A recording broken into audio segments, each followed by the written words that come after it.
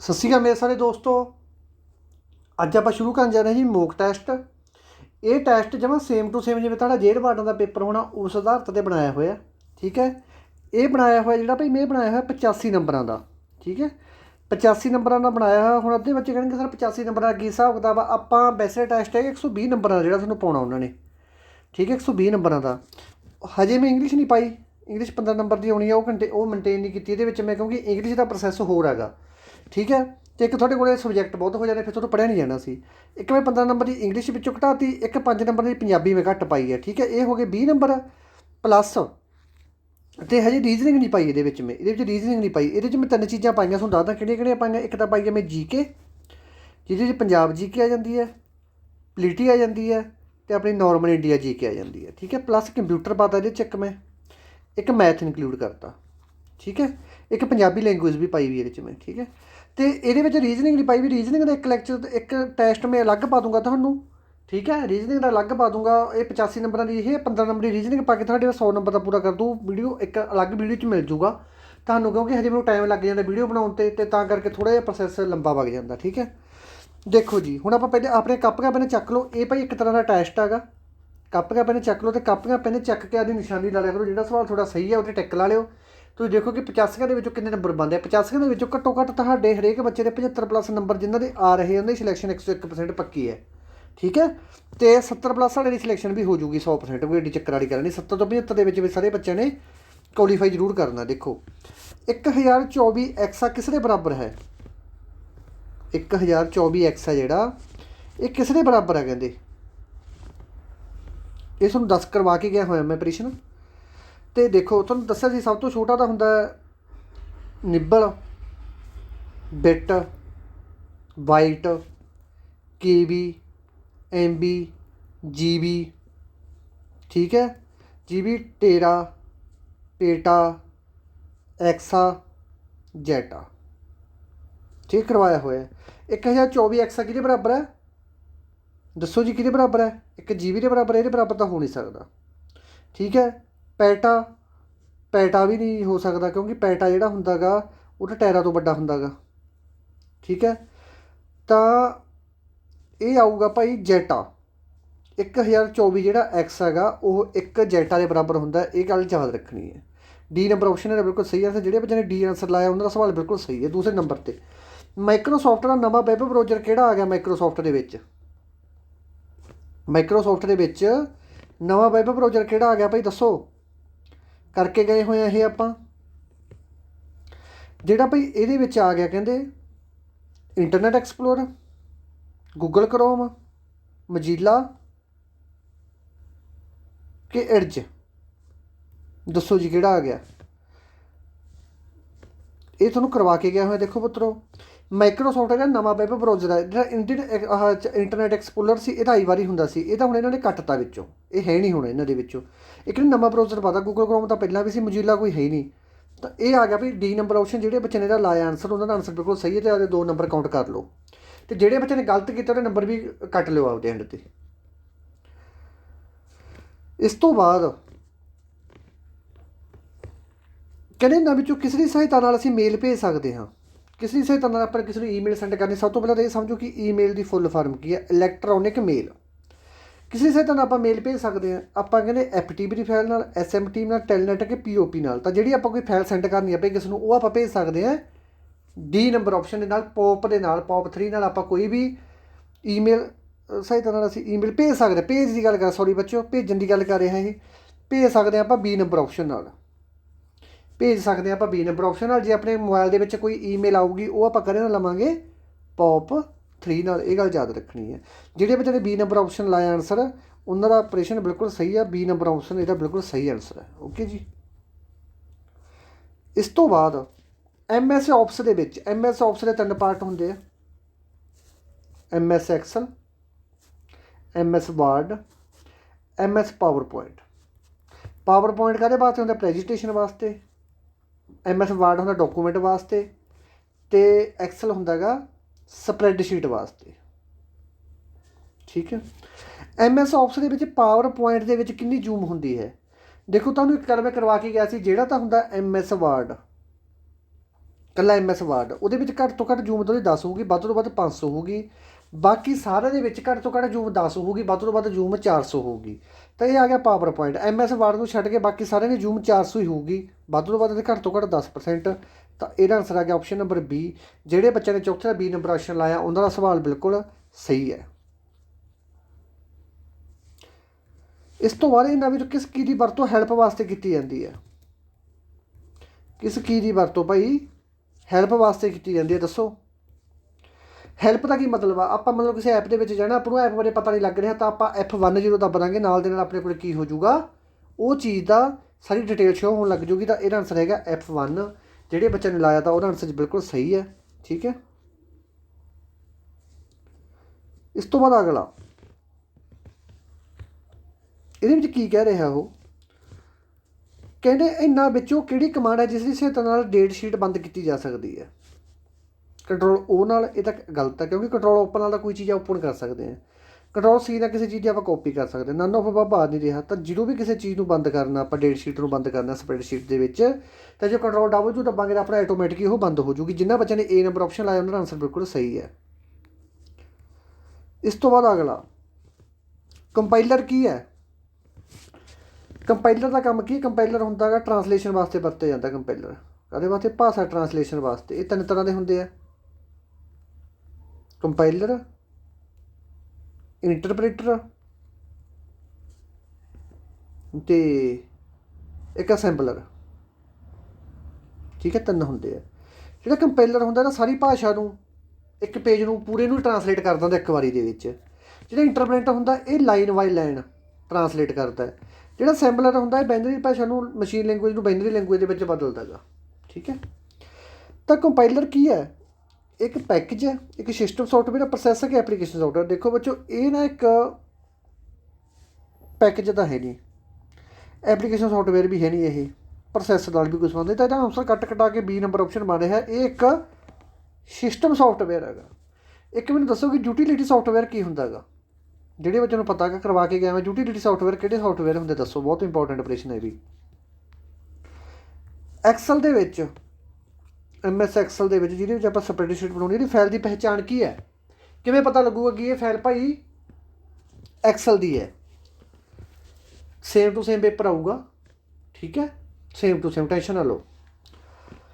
XL W/B/K 1 2 3। ਤਾਂ ਇਹਦਾ answer ਹੈਗਾ ਭਾਈ A ਨੰਬਰ ਆਪਸ਼ਨ। ਇਹਦਾ ਬਿਲਕੁਲ ਸਹੀ ਆਨਸਰ ਹੈ। XLS ਹੈ ਜਿਹੜੀ, ਉਹ ਐਕਸਲ ਫਾਈਲ ਦੀ ਪਹਿਚਾਣ ਹੈ। ਠੀਕ ਹੈ। OSI ਮੋਡਲ, ਓਪਨ ਸੋਰਸ ਇੰਟਰਕਨੈਕਸ਼ਨ ਦੀ ਆਖਰੀ ਲੇਅਰ ਕਿਹੜੀ ਹੈ? ਤੁਹਾਨੂੰ ਕਰਵਾ ਕੇ ਗਏ physical layer, network layer, session layer, application layer. ਠੀਕ ਹੈ। ਅਤੇ ਡਾਟਾ ਲਿੰਕ ਲੇਅਰ। 7 ਲੇਅਰਾਂ ਕਰਵਾ ਕੇ ਗਿਆ ਸੀ ਟੋਟਲ। ਇਹਨਾਂ ਨੇ ਕਿਹੜੀ ਪੁੱਛਿਆ? ਆਖਰੀ ਪੁੱਛਿਆ। ਤਾਂ ਆਖਰੀ ਕਿਹੜੀ ਹੈ? ਜਿਹੜੇ ਬੱਚਿਆਂ ਨੇ ਆਪਸ਼ਨ ਨੰਬਰ D ਆਨਸਰ ਲਾਇਆ ਉਹਨਾਂ ਦਾ ਸਵਾਲ ਬਿਲਕੁਲ ਸਹੀ ਹੈ। ਇਹਦੀ ਆਖਰੀ ਲੇਅਰ ਹੈਗੀ ਹੈ ਐਪਲੀਕੇਸ਼ਨ ਲੇਅਰ। ਜਿਹੜੀ ਪਹਿਲੀ ਲੇਅਰ ਪੁੱਛ ਲੈਂਦੇ, ਪਹਿਲੀ ਹੈਗੀ ਹੈ ਫਿਜ਼ੀਕਲ ਲੇਅਰ। IT ਐਕਟ ਕਦੋਂ ਪਾਸ ਕੀਤਾ ਗਿਆ ਸੀ? IT ਐਕਟ ਇਨ ਪ੍ਰੋਪੋਰਸ਼ਨੈਲਿਟੀ ਐਕਟ ਕਦੋਂ ਪਾਸ ਕੀਤਾ ਗਿਆ ਸੀ? 8 4 6 9। ਜਿਹੜੇ ਬੱਚਿਆਂ ਨੇ B ਨੰਬਰ ਆਪਸ਼ਨ ਆਨਸਰ ਲਾਇਆ ਉਹਨਾਂ ਦਾ ਸਵਾਲ ਬਿਲਕੁਲ ਸਹੀ ਹੈ ਭਾਈ। ਓਕੇ। IT ਐਕਟ ਦੇ ਵਿੱਚ ਕਿੰਨੇ ਸ਼ਡਿਊਲ ਹੁੰਦੇ ਆ?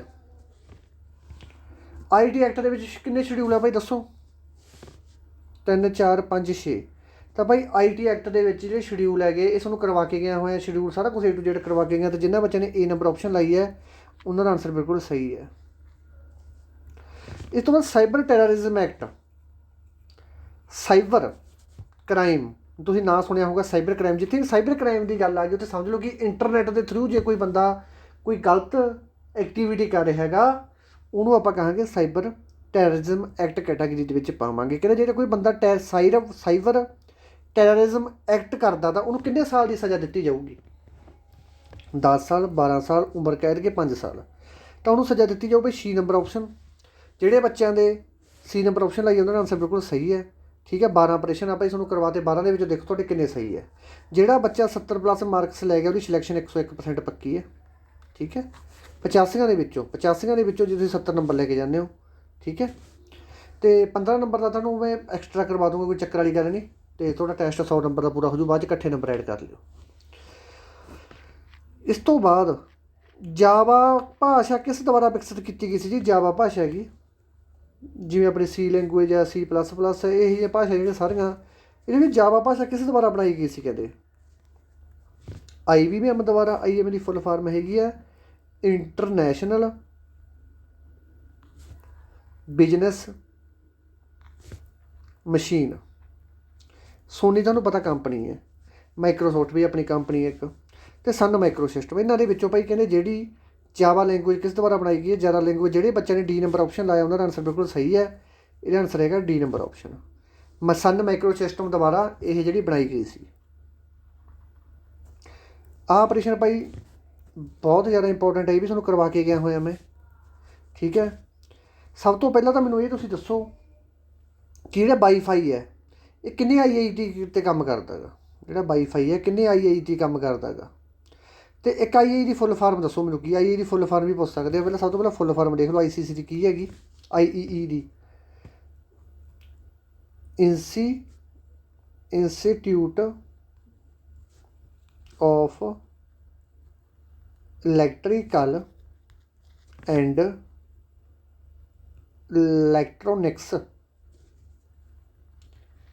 इंजीनियर, ठीक है। Institute of electrical and electrical and electronic engineer, ठीक है।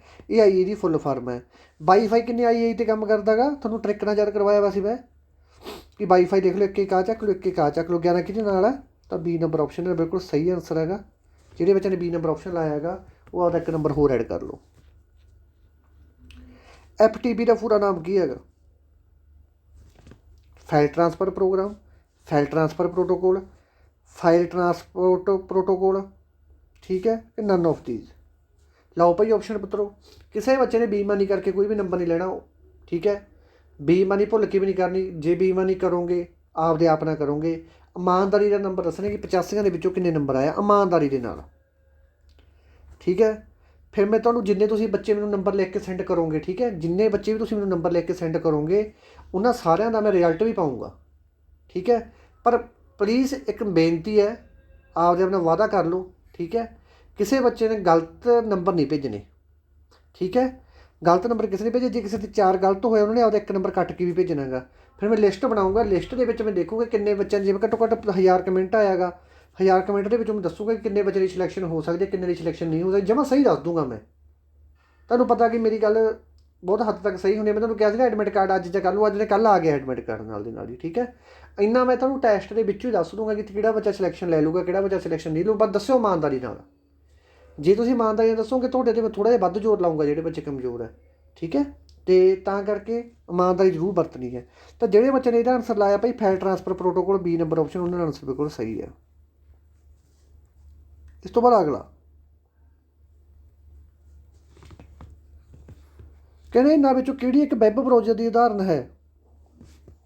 वैब ब्राउज़र की किहड़ी उदाहरण है? कहने Netscape, navigator, Microsoft internet explorer, Mozilla firebox कि ऑल ऑफ पॉप। तो जिहड़े बच्चे ने इहदा आंसर भाई ऑप्शन नंबर D लाया उन्होंने आंसर बिल्कुल सही है। हुण चलदे आपां अगले ते, कहने www.वर्ल्ड वाइड वैब, इहदा मतलब है www का, कॉम का की मतलब होंदा कमर्शियल, अपने चैनल का नाम है। इन्हां विचों डोमेन नेम किहड़ा है? इन्हां विचों इहदा डोमेन नेम की हैगा? www.free.com कि नन ऑफ दीज। तो भाई जिहड़ा इहदा पिछला नेम हुंदा उहनूं आपां डोमेन नेम कह दिंदे आ, ठीक है, C नंबर नूं, ठीक है। तीसरे नंबर उहदा C नंबर ऑप्शन जिहड़े बच्चे ने लाया हैगा वो आंसर बिल्कुल सही है उहदा। ALU का पूरा नाम की है? अपने कंप्यूटर दे विच जोड़ घटाओ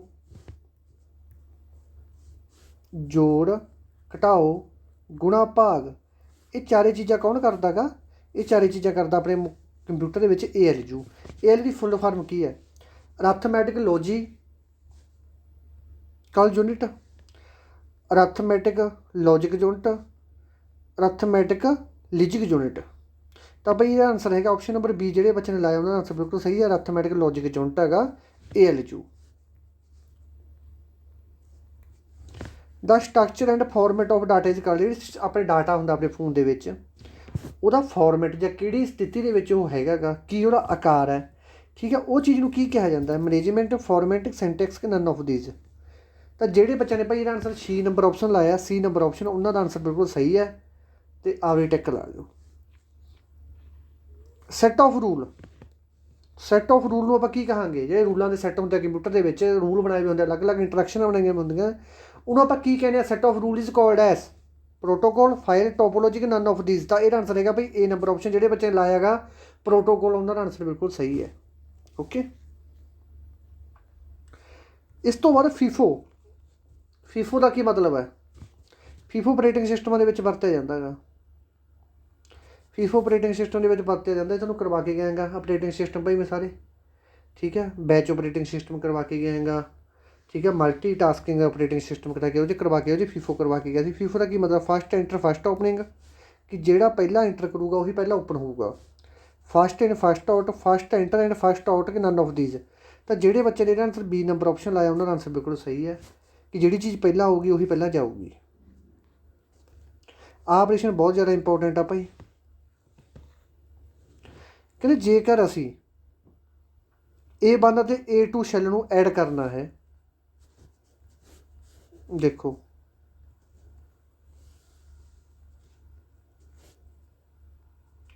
A1 ਸ਼ੈੱਲ ਦੇਖੋ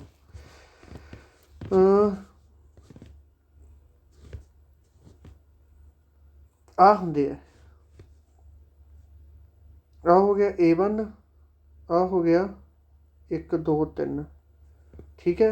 A1 ਅਤੇ A2 ਸ਼ੈੱਲ, ਇਹਨਾਂ ਦੋਨਾਂ ਨੂੰ ਆਪਾਂ ਐਡ ਕਰਨਾ, ਤਾਂ ਆਪਾਂ ਕੀ ਕਰਾਂਗੇ ਕਹਿੰਦੇ, ਠੀਕ ਹੈ। ਤੁਹਾਨੂੰ ਦੱਸਿਆ ਹੈਗਾ ਕਿ ਜਿਹੜਾ A1 A2 ਸ਼ੈੱਲ ਐਡ ਹੁੰਦੇ, ਸਾਰਾ ਕੁਛ ਐਕਸਲ ਦੇ ਵਿੱਚ ਕਰਿਆ ਜਾਂਦੀਆਂ ਚੀਜ਼ਾਂ, ਠੀਕ ਹੈ। ਐਕਸਲ ਦੇ ਵਿੱਚ ਕੋਈ ਵੀ ਆਪਾਂ ਚੀਜ਼ ਫਾਰਮੈਟ 'ਤੇ ਕੋਈ ਵੀ ਚੀਜ਼ ਬਦਲਣੀ ਕਿਸੇ ਫਾਰਮੂਲੇ ਦੇ ਵਿੱਚ, ਤਾਂ ਉਹਦੇ ਮੂਹਰੇ ਇਜ਼ੀਕਲ ਟੂ ਲੱਗੂਗਾ। ਇਜ਼ੀਕਲ ਟੂ ਦੋਨਾਂ ਮੂਹਰੇ ਲੱਗ ਰਿਹਾ, ਤਾਂ ਇਹਦਾ ਆਪਸ਼ਨ ਨੰਬਰ ਹੈਗਾ A ਨੰਬਰ ਆਪਸ਼ਨ। ਜਿਹੜੇ ਬੱਚੇ ਨੇ ਆਨਸਰ ਲਾਇਆ ਉਹਨਾਂ ਦਾ ਆਨਸਰ ਬਿਲਕੁਲ ਸਹੀ ਹੈਗਾ। ਇਸ ਤਰ੍ਹਾਂ ਨਾਲ ਉਹ ਦੋਨਾਂ ਸਾਰੀਆਂ ਚੀਜ਼ਾਂ ਐਡ ਹੋ ਜਾਣਗੀਆਂ। ਇਸ ਤੋਂ ਬਾਅਦ ਸਪੈਲ ਚੈੱਕ, ਇਹ ਤਾਂ ਸਭ ਤੋਂ ਜ਼ਿਆਦਾ ਸੌਖਾ ਆਪਰੇਸ਼ਨ ਹੈ। ਸਪੈਲ ਚੈੱਕ ਕਰਨ ਲਈ ਕਿਸ ਕੀ ਦੀ ਵਰਤੋਂ ਕੀਤੀ ਜਾਂਦੀ ਹੈ? F4, F7, F12, F1। F1 ਤਾਂ ਕੱਟਿਆ ਗਿਆ, F1 ਤਾਂ ਹੈਲਪ ਵਾਸਤੇ ਵਰਤਿਆ ਜਾਂਦਾ। F12 ਕਾਹਦੇ ਵਾਸਤੇ ਵਰਤਿਆ ਜਾਂਦਾ? ਸੇਵ ਐਸ ਵਾਸਤੇ। ਤਾਂ ਭਾਈ ਇਹਦਾ ਆਨਸਰ ਹੈਗਾ F7, ਬਿਲਕੁਲ ਸਹੀ ਆਨਸਰ ਹੈ। F7 ਦੀ ਵਰਤੋਂ ਸਪੈਲ ਚੈੱਕ ਕਰਨ ਵਾਸਤੇ ਕੀਤੀ ਜਾਂਦੀ ਹੈ, ਅਤੇ ਇਹ ਗੱਲ ਯਾਦ ਰੱਖਣੀ ਹੈ। ਕਰੈਕਟਰ ਨੂੰ ਬੋਲਡ ਸਾਈਜ਼ ਦੇ ਵਿੱਚ ਲਿਖਣ ਲਈ ਕਿਸ ਕੀ ਦੀ ਵਰਤੋਂ ਕੀਤੀ ਜਾਂਦੀ ਹੈ? ਬੋਲਡ ਸਾਈਜ਼ ਦੇ ਵਿੱਚ ਇਹ ਤਿੰਨ ਹੁੰਦੇ, ਇੱਕ ਬੋਲਡ ਹੁੰਦਾ, ਇੱਕ ਇਟਾਲਿਕ ਹੁੰਦਾ ਗਾ, ਠੀਕ ਹੈ, ਇੱਕ ਅੰਡਰਲਾਈਨ ਹੁੰਦਾ, ਇਹ ਤਿੰਨ ਹੁੰਦੇ ਆ। ਜੇ ਆਪਾਂ ਕਿਸੇ ਸ਼ਬਦ ਨੂੰ ਬੋਲਡ ਦੇ ਵਿੱਚ ਲਿਖਣਾ ਤਾਂ ਆਪਾਂ Ctrl+B ਦੀ ਵਰਤੋਂ ਕਰਾਂਗੇ। ਜੇ ਕਿਸੇ ਨੂੰ ਇਟਾਲਿਕ ਦੇ ਵਿੱਚ ਲਿਖਣਾ ਤਾਂ ਆਪਾਂ ਲਿਖਾਂਗੇ Ctrl+I। ਜੇ ਆਪਾਂ ਅੰਡਰਲਾਈਨ ਦੇ ਵਿੱਚ ਲਿਖਣਾ ਤਾਂ ਆਪਾਂ ਲਿਖਾਂਗੇ Ctrl+U, ਠੀਕ ਹੈ। ਇਹਨਾਂ ਨੇ ਕੀ ਪੁੱਛਿਆ? ਬੋਲਡ ਪੁੱਛਿਆ, ਤਾਂ Ctrl+B। ਜਿਹੜੇ ਬੱਚੇ ਨੇ ਆਨਸਰ ਲਾਇਆ ਉਹਨਾਂ ਦਾ ਆਨਸਰ ਬਿਲਕੁਲ ਸਹੀ ਹੈ। ਸੈਂਟਰ ਇਹ ਪੈਰਾਗ੍ਰਾਫ ਕੀ ਦੀ ਸੈਂਟਰ, ਪੈਰਾਗ੍ਰਾਫ ਨੂੰ ਸੈਂਟਰ ਦੇ ਵਿੱਚ ਕਰਨ ਵਾਸਤੇ ਕਿਹੜੀ ਕੀ ਦੀ ਵਰਤੋਂ ਕੀਤੀ ਜਾਂਦੀ ਹੈ? Ctrl+A, Ctrl+B, Ctrl+E, Ctrl+R। ਤਾਂ ਇਹ ਵਰਤੋਂ ਕੀਤੀ ਜਾਂਦੀ ਹੈ ਭਾਈ Ctrl+E ਦੀ। C ਨੰਬਰ ਆਪਸ਼ਨ ਦਾ ਬਿਲਕੁਲ ਸਹੀ ਆਨਸਰ ਹੈ। ਇਹ ਨਾਲ ਆਪਣੇ 25 ਦੇ 25 MCQ ਕੰਪਲੀਟ ਹੋ ਗਏ ਭਾਈ ਟੈਸਟ ਵਾਲੇ। ਅਤੇ ਆਲੇ ਦੱਸੋ ਕਿ ਕਿੰਨੇ ਨੰਬਰ ਆ ਤੁਹਾਡੇ MCQ ਦੇ ਵਿੱਚ ਆ ਜਾਓ, ਸਾਰੀ ਕਾਪੀ 'ਤੇ ਨੋਟ ਕਰ ਲਓ। ਇਸ ਤੋਂ ਬਾਅਦ ਆ ਗਿਆ ISA, ਇੰਡੀਅਨ ਸੋਲਰ ਅਲਾਇੰਸ, ਠੀਕ ਹੈ। ਇਹਦਾ ਮਤਲਬ ਹੈਗਾ ਗਾ ਇੰਡੀਅਨ ਸੋਲਰ ਅਲਾਇੰਸ। ਇਹਦਾ ਕਹਿੰਦੇ ਕੌਣ ਹੈਗਾ? ਡਾਇਰੈਕਟਰ ਜਨਰਲ ਕੌਣ ਹੈ? DG ਕੌਣ ਹੈ ਇਹਦਾ? DG ਦੱਸਣਾ ਭਾਈ ਇਹਦਾ, ਦੱਸੋ ਪੁੱਤਰੋ DG ਕੌਣ ਹੈ ਇਹਦਾ? ਹੁਣ ਤੁਹਾਨੂੰ ਇੰਨਾ ਟਾਈਮ ਹੋ ਗਿਆ ਪੜ੍ਹਦੇ ਨੂੰ, ਹੁਣ ਇੰਨਾ ਤਾਂ ਤੁਹਾਨੂੰ ਪਤਾ ਹੁਣ ਲੱਗ ਜਾਣਾ ਚਾਹੀਦਾ ਕਿ DG ਕੌਣ ਹੈ ਇਹਦਾ। ਚੰਗੀ ਤਰ੍ਹਾਂ ਕਰਵਾਇਆ ਹੋਇਆ, ਨਾਲੇ ਕੋਈ ਇਹ ਚੱਕਰ ਨਹੀਂ ਹੈਗਾ ਕਿਉਂ ਹੀ ਕਰਵਾਤਾ ਹੋਊਗਾ ਮੈਂ। ਅਜੇ ਮਾਥੁਰ, ਰਵੀ ਸ਼ੰਕਰ, ਟਰੈਪ ਸਿੰਘ ਕਿ ਪ੍ਰਤਾਪ ਸਿੰਘ। ਤਾਂ ਇਹਦਾ ਆਨਸਰ ਹੈਗਾ ਵੀ ਜਿਹੜੇ ਬੱਚਿਆਂ ਨੇ E ਨੰਬਰ ਆਪਸ਼ਨ ਲਾਇਆ ਹੈਗਾ, ਇੰਟਰਨੈਸ਼ਨਲ ਸੋਲਰ ਅਲਾਇੰਸ ਦਾ ਜਿਹੜਾ ਡਾਇਰੈਕਟਰ ਜਨਰਲ ਲਾਇਆ ਹੈਗਾ, ਉਹ ਲਾਇਆ ਭਾਈ ਡਾਕਟਰ ਅਜੇ ਮਾਥੁਰ ਨੂੰ। ਇਹ ਗੱਲ ਯਾਦ ਰੱਖਣੀ ਹੈ, ਕਿਹਨੂੰ ਲਾਇਆ ਹੈਗਾ? ਡਾਕਟਰ ਅਜੇ ਮਾਥੁਰ ਨੂੰ। ਅਤੇ ਹੋਰ ਇਹਦੇ ਬਾਰੇ ਕੋਈ ਜਾਣਕਾਰੀ, ਬਸ ਇਹੀ ਚੀਜ਼ ਮੇਨ ਹੈਗੀ, ਇਹਨੂੰ ਯਾਦ ਕਰ ਲਿਓ ਚੰਗੀ ਤਰ੍ਹਾਂ ਭਾਈ, ਠੀਕ ਹੈ। ਕਿਉਂਕਿ ਇਹੋ ਜਿਹੇ ਪ੍ਰੈਸ਼ਰ ਪੇਪਰ ਦੇ ਵਿੱਚ ਆਉਣ ਦੇ ਫੁੱਲ ਚਾਂਸ ਹੁੰਦੇ ਨੇ। ਕਰੰਟ ਅਫੇਅਰਾਂ ਦੇ ਵਿੱਚੋਂ ਪ੍ਰੈਸ਼ਰ ਕੱਢ ਕੇ ਲਿਆਂਦਾ ਹੋਇਆ ਇਹ ਮੈਂ, ਠੀਕ ਹੈ। ਅਤੇ ਇਹਨੂੰ ਇੰਟਰਨੈਸ਼ਨਲ ਸੋਲਰ ਅਲਾਇੰਸ ਕਹਿੰਦੇ, ਇਹ ਗੱਲ ਵੀ ਯਾਦ ਰੱਖਣੀ, ਇੰਟਰਨੈਸ਼ਨਲ ਸੋਲਰ ਅਲਾਇੰਸ।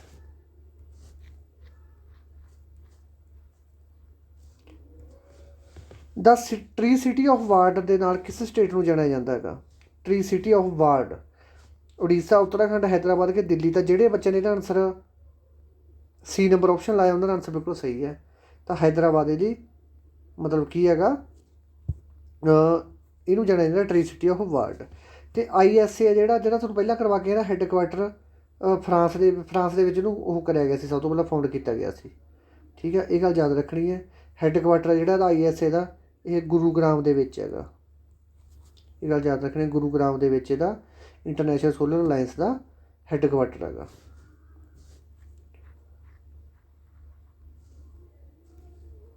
ਇਸ ਤੋਂ ਬਾਅਦ ਅਗਲਾ ਕਹਿੰਦੇ ਬੈਸਟ ਐਕਟਰ ਫੀਮੇਲ ਕੈਟਾਗਰੀ ਦੇ ਵਿੱਚ ਦਾਦਾ ਸਾਹਿਬ ਫਾਲਕੇ ਅਵਾਰਡ ਕਿਸ ਨੂੰ ਮਿਲਿਆ ਹੈਗਾ?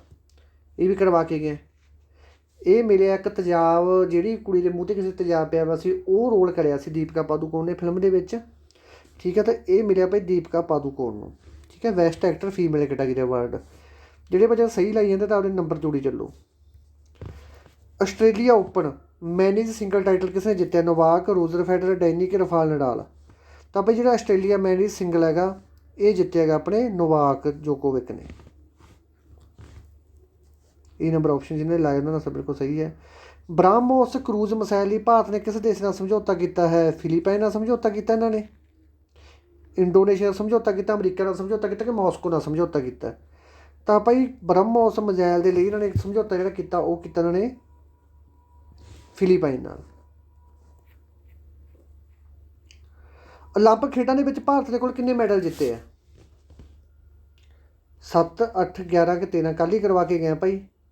ਇਹ ਜਿੱਤੇ ਇਹਨਾਂ ਨੇ 8 ਮੈਡਲ, ਜਿਨ੍ਹਾਂ ਦੇ ਵਿੱਚੋਂ ਇੱਕ ਤਾਂ ਗੋਲਡ ਦਾ, 2 ਸਿਲਵਰ ਦੇ ਆ ਅਤੇ 4 ਬ੍ਰੌਂਜ ਦੇ ਆ।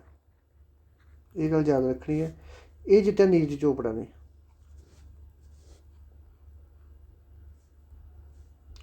1000 ਰਨ 10,000 ਰਨ ਬਣਾਉਣ ਵਾਲੀ ਪਹਿਲੀ ਮਹਿਲਾ ਭਾਰਤੀ ਕ੍ਰਿਕਟਰ ਕਿਹੜੀ ਬਣੀ ਹੈ? ਮਿਥਾਲੀ ਰਾਜ, ਹਰਮਨਪ੍ਰੀਤ ਕੌਰ, ਸਿਮਰਤੀ ਕਿ ਨਨ ਆਫ ਦੀਜ਼?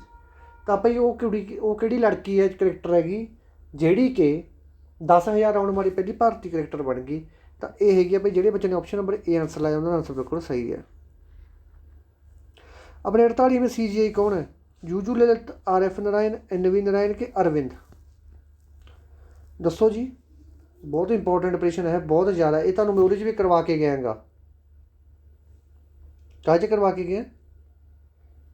ਪੋਲੀਟੀਕਲ ਦੇ ਵਿੱਚ ਕਰਵਾ ਕੇ ਗਿਆ। ਠੀਕ ਹੈ, ਤਾਂ ਭਾਈ ਇਹ ਹੈਗੇ ਨੇ ਆਪਣੇ ਜਸਟਿਸ NV ਰਮਾਣਾ। ਇਹਦੇ ਨਾਂ ਗਲਤ ਲਿਖਿਆ ਹੋਇਆ, ਰਮਾਣਾ ਸਹੀ ਕਰ ਲਿਓ। NV Ramana, C number option ਇਹਦਾ ਬਿਲਕੁਲ ਸਹੀ ਆਨਸਰ ਹੈਗਾ। ਓਕੇ ਜੀ, ਇਹ 48ਵੇਂ ਨੰਬਰ ਦੇ ਆ। ਅਤੇ 47ਵੇਂ ਨੰਬਰ 'ਤੇ ਕੌਣ ਸੀ ਆਪਣੇ? ਉਹ ਹੈਗੇ ਸੀ ਭਾਈ ਜਸਟਿਸ ਬੋਬੜੇ। ਇਹ 47ਵੇਂ ਆਪਣੇ CGI ਸੀ। ਇਹ ਗੱਲ ਯਾਦ ਰੱਖਣੀ ਹੈ। ਓਕੇ ਜੀ, ਅਤੇ ਪਹਿਲੇ ਕਿਹੜੇ ਸੀ ਆਪਣੇ? ਫਸਟ CGI ਕੌਣ ਸੀ? ਉਹ ਹੈਗੇ ਸੀ ਭਾਈ ਆਪਣੇ ਹਰੀਲਾਲ। ਹਰੀਲਾਲ ਆਪਣੇ ਫਸਟ CGI ਸੀ। 47ਵੇਂ CGI ਆਪਣੇ ਜਸਟਿਸ ਬੋਬੜੇ ਅਤੇ 48ਵੇਂ CGI MS ਰਮਾਣਾ। ਇਹ 'ਚ ਪ੍ਰਸ਼ਨ ਪੱਕਾ ਬਣੂਗਾ। ਸੇਬੀ ਦੇ ਚੇਅਰਮੈਨ ਕੌਣ ਹਨ? ਬਦਲਿਆ ਨਹੀਂ, ਬਹੁਤ ਟਾਈਮ ਦੇ ਹੀ ਹੈ ਚੇਅਰਮੈਨ। ਅਜੇ ਤਿਆਗੀ, ਸ਼ਸ਼ੀਕਾਂਤ ਦਾਸ, ਦਿਨੇਸ਼ ਕੁਮਾਰ ਖਰਾ ਕਿ ਹਰੀਲਾਲ? ਦੇਖੋ ਹਰੀਲਾਲ ਤਾਂ ਆ ਨਹੀਂ ਸਕਦਾ, ਕਿਉਂਕਿ ਜਿਹੜਾ ਹਰੀਲਾਲ ਸੀ ਇਹ ਤਾਂ ਆਪਣਾ ਫਸਟ CGI ਸੀ। ਦਿਨੇਸ਼ ਕੁਮਾਰ ਖਰਾ ਇਹ SBI ਦਾ ਹੈਗਾ। ਸ਼ਸ਼ੀਕਾਂਤ ਦਾਸ ਇਹ RBI ਦਾ। ਤਾਂ ਕੱਟ ਕੇ ਆਪਸ਼ਨ ਕਿਹੜੀ ਰਹੇਗੀ? ਅਜੇ ਤਿਆਗੀ ਬਚ ਗਿਆ। ਅਜੇ ਤਿਆਗੀ ਸੇਬੀ ਦਾ। ਠੀਕ ਹੈ, ਕਈ ਵਾਰੀ ਇਹ ਪੇਪਰ ਦਾ ਲੈਵਲ ਘੱਟ ਤੇਜ਼ ਕਰਨ ਵਾਸਤੇ ਥੋੜ੍ਹਾ ਜਿਹਾ ਨਾ ਇਹ ਕੀ ਕਰ ਲੈਂਦੇ ਹੁੰਦੇ ਆ, ਸੇਬੀ ਦੀ ਫੁੱਲ ਫਾਰਮ ਵੀ ਪੁੱਛ ਲੈਂਦੇ ਹੁੰਦੇ ਆ। ਸੇਬੀ ਦੀ ਫੁੱਲ ਫਾਰਮ ਦੇਖ ਲਓ, ਦਾ security and exchange board of India. 12 ਅਪ੍ਰੈਲ 1992 ਨੂੰ ਇਹ ਸੇਬੀ ਬਣੀ ਸੀ। ਠੀਕ ਹੈ, ਇਹ ਗੱਲ ਯਾਦ ਰੱਖਣੀ ਹੈ। ਕਦੋਂ ਬਣੀ ਸੀ? 12 ਅਪ੍ਰੈਲ 1992 ਨੂੰ ਸੇਬੀ ਨੂੰ ਬਣਾਇਆ ਗਿਆ ਸੀ। ਇਹ ਗੱਲ ਯਾਦ ਰੱਖਣੀ, ਕਿਸੇ ਵੀ ਬੱਚੇ ਨੇ ਭੁੱਲਣਾ ਨਹੀਂ। ਇਹ ਮੇਨ ਚੀਜ਼ਾਂ ਬਣ ਜਾਂਦੀਆਂ ਹੈਗੀਆਂ। ਠੀਕ ਹੈ, ਅਤੇ ਜਿਹੜਾ ਸੇਬੀ ਦਾ ਹੈੱਡਕੁਆਟਰ ਹੈਗਾ ਇਹ ਹੈਗਾ ਭਾਈ ਮੁੰਬਈ ਦੇ ਵਿੱਚ। ਬਾਂਦਰਾ ਕੰਪਲੈਕਸ ਉੱਥੇ ਬਣਿਆ ਹੋਇਆ ਇਹ। RBI ਦੀ ਸਥਾਪਨਾ ਕਦੋਂ ਹੋਈ ਸੀ? ਬਹੁਤ ਵਾਰੀ ਕਰਵਾਇਆ ਹੋਇਆ। 1 ਅਪ੍ਰੈਲ 1935 ਨੂੰ RBI ਦੀ ਸਥਾਪਨਾ ਹੋਈ। ਜਿਹੜੇ ਬੱਚੇ ਨੇ A ਨੰਬਰ ਆਪਸ਼ਨ ਲਾਇਆ ਉਹਨਾਂ ਦਾ ਆਨਸਰ ਬਿਲਕੁਲ ਸਹੀ ਹੈ। ਬਲੱਡ ਗਰੁੱਪ ਦੀ ਖੋਜ ਕਿਸ ਨੇ ਕੱਢੀ ਸੀ? ਫੰਕ ਨੇ, ਲੈਂਡਸਟੀਨਰ ਨੇ, ਜੌਨ ਬੋਬਲ ਨੇ, ਮੈਕਮੋਹਨ ਸਿਲਵਾ। ਤਾਂ ਫੰਕ ਤੇ ਲੈਂਡਸਟੀਨਰ ਦੇ ਵਿੱਚ ਜ਼ਿਆਦਾ ਰੱਖਣਾ। ਜਿਹੜਾ ਫੰਕ ਹੈਗਾ ਇਹਦਾ ਵਿਟਾਮਿਨਾਂ ਦੀ ਖੋਜ ਕਰੀ ਸੀ। ਤਾਂ ਆਨਸਰ ਆ ਗਿਆ ਲੈਂਡਸਟੀਨਰ ਸੀ ਜਿਹੜਾ ਭਾਈ, ਇਹਨੇ ਕੀ ਕਰਿਆ ਸੀ? ਬਲੱਡ ਗਰੁੱਪ ਦੀ ਖੋਜ ਕਰੀ ਸੀ। ਆਪਣੇ ਬਲੱਡ ਗਰੁੱਪ ਕਿੰਨੇ ਆ? 4। ਇਸ ਤੋਂ ਬਾਅਦ ਅਗਲਾ, ਫਿਰੋਜ਼ਪੁਰ ਤੋਂ ਅਲੱਗ ਹੋ ਕੇ 2011 ਦੇ ਵਿੱਚ ਕਿਹੜਾ ਜ਼ਿਲ੍ਹਾ ਬਣ ਗਿਆ ਸੀ? 2011 ਦੇ ਵਿੱਚ ਇੱਕ ਜ਼ਿਲ੍ਹਾ ਬਣਾਇਆ ਗਿਆ ਸੀ ਫਿਰੋਜ਼ਪੁਰ ਤੋਂ ਅਲੱਗ ਕਰਕੇ। ਮਾਨਸਾ, ਸੰਗਰੂਰ, ਮਲੇਰਕੋਟਲਾ ਕਿ ਫਾਜ਼ਿਲਕਾ। ਤਾਂ ਜਿਹੜੇ ਬੱਚੇ ਨੇ D ਨੰਬਰ ਆਪਸ਼ਨ ਲਾਇਆ ਉਹਨਾਂ ਦਾ ਆਨਸਰ ਬਿਲਕੁਲ ਸਹੀ ਹੈ। ਫਿਰੋਜ਼ਪੁਰ ਤੋਂ ਅਲੱਗ ਹੋ ਕੇ 2011 ਦੇ ਵਿੱਚ ਕਿਹੜਾ ਜ਼ਿਲ੍ਹਾ ਬਣਿਆ ਸੀ? ਫਾਜ਼ਿਲਕਾ। ਹਜ਼ੂਰ ਸਾਹਿਬ ਕਿਸ ਨਦੀ ਦੇ ਕਿਨਾਰੇ 'ਤੇ ਹੈ? ਗੰਗਾ, ਗੋਦਾਵਰੀ, ਕ੍ਰਿਸ਼ਨਾ ਕਿ ਚੰਬਲ। ਤਾਂ ਭਾਈ ਇਹ ਗੋਦਾਵਰੀ ਨਦੀ ਦੇ ਕਿਨਾਰੇ 'ਤੇ ਹਜ਼ੂਰ ਸਾਹਿਬ। ਇਹ ਗੱਲ ਯਾਦ ਰੱਖਿਆ। ਜਿਹੜੇ ਬੱਚਿਆਂ ਨੇ B ਨੰਬਰ ਆਪਸ਼ਨ ਲਾਇਆ ਉਹਨਾਂ ਦਾ ਆਨਸਰ ਬਿਲਕੁਲ ਸਹੀ ਹੈ। ਗੁਰਮੁਖੀ ਦੇ ਵਿੱਚ ਕੁੱਲ ਕਿੰਨੇ ਅੱਖਰ ਹਨ? ਗੁਰਮੁਖੀ ਦੇ ਵਿੱਚ ਕੁੱਲ ਕਿੰਨੇ ਅੱਖਰ ਹੈ?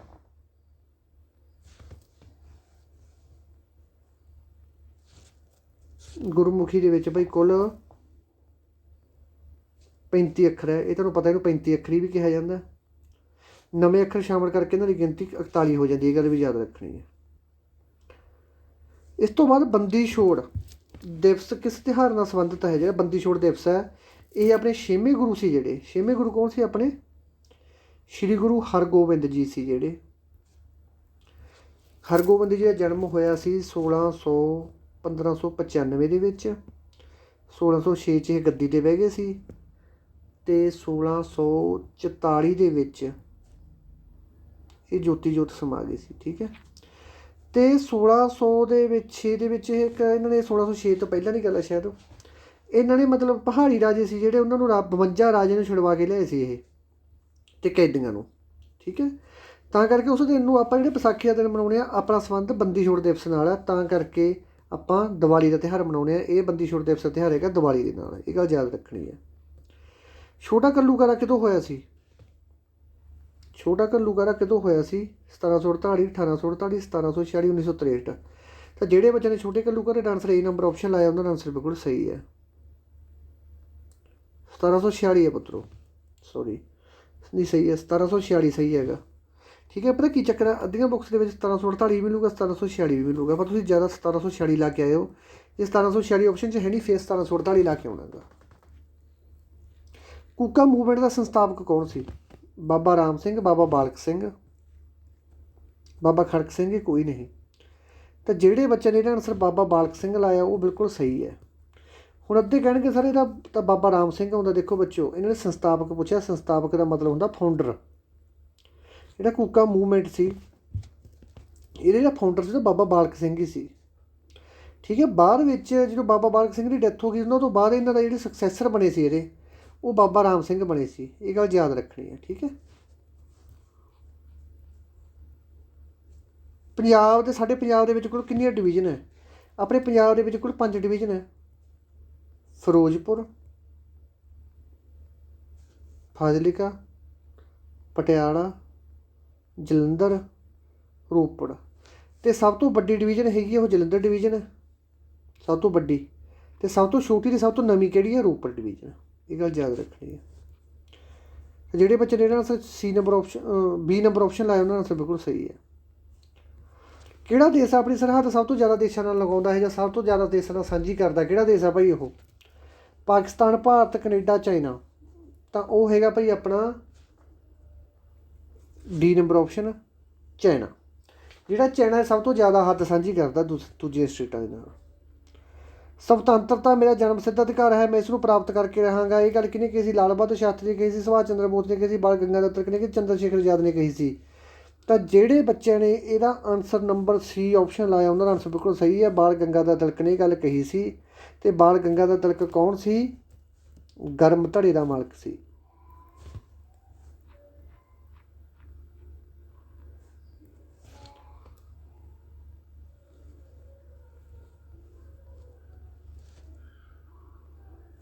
ਇੰਟਰਨੈਸ਼ਨਲ ਓਲੰਪਿਕ ਦਾ ਹੈੱਡਕੁਆਟਰ ਕਿੱਥੇ ਹੈ?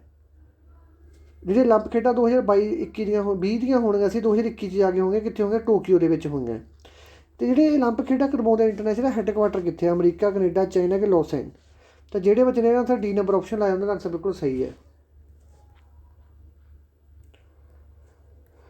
ਉਪ ਰਾਸ਼ਟਰਪਤੀ ਦੀ ਸਹੁੰ ਕਿਸ ਆਰਟੀਕਲ ਦੇ ਵਿੱਚ ਆਉਂਦੀ ਹੈ? ਉਪ ਰਾਸ਼ਟਰਪਤੀ ਆਰਟੀਕਲ 69, 60 ਕੇ 35 ਕੇ 12?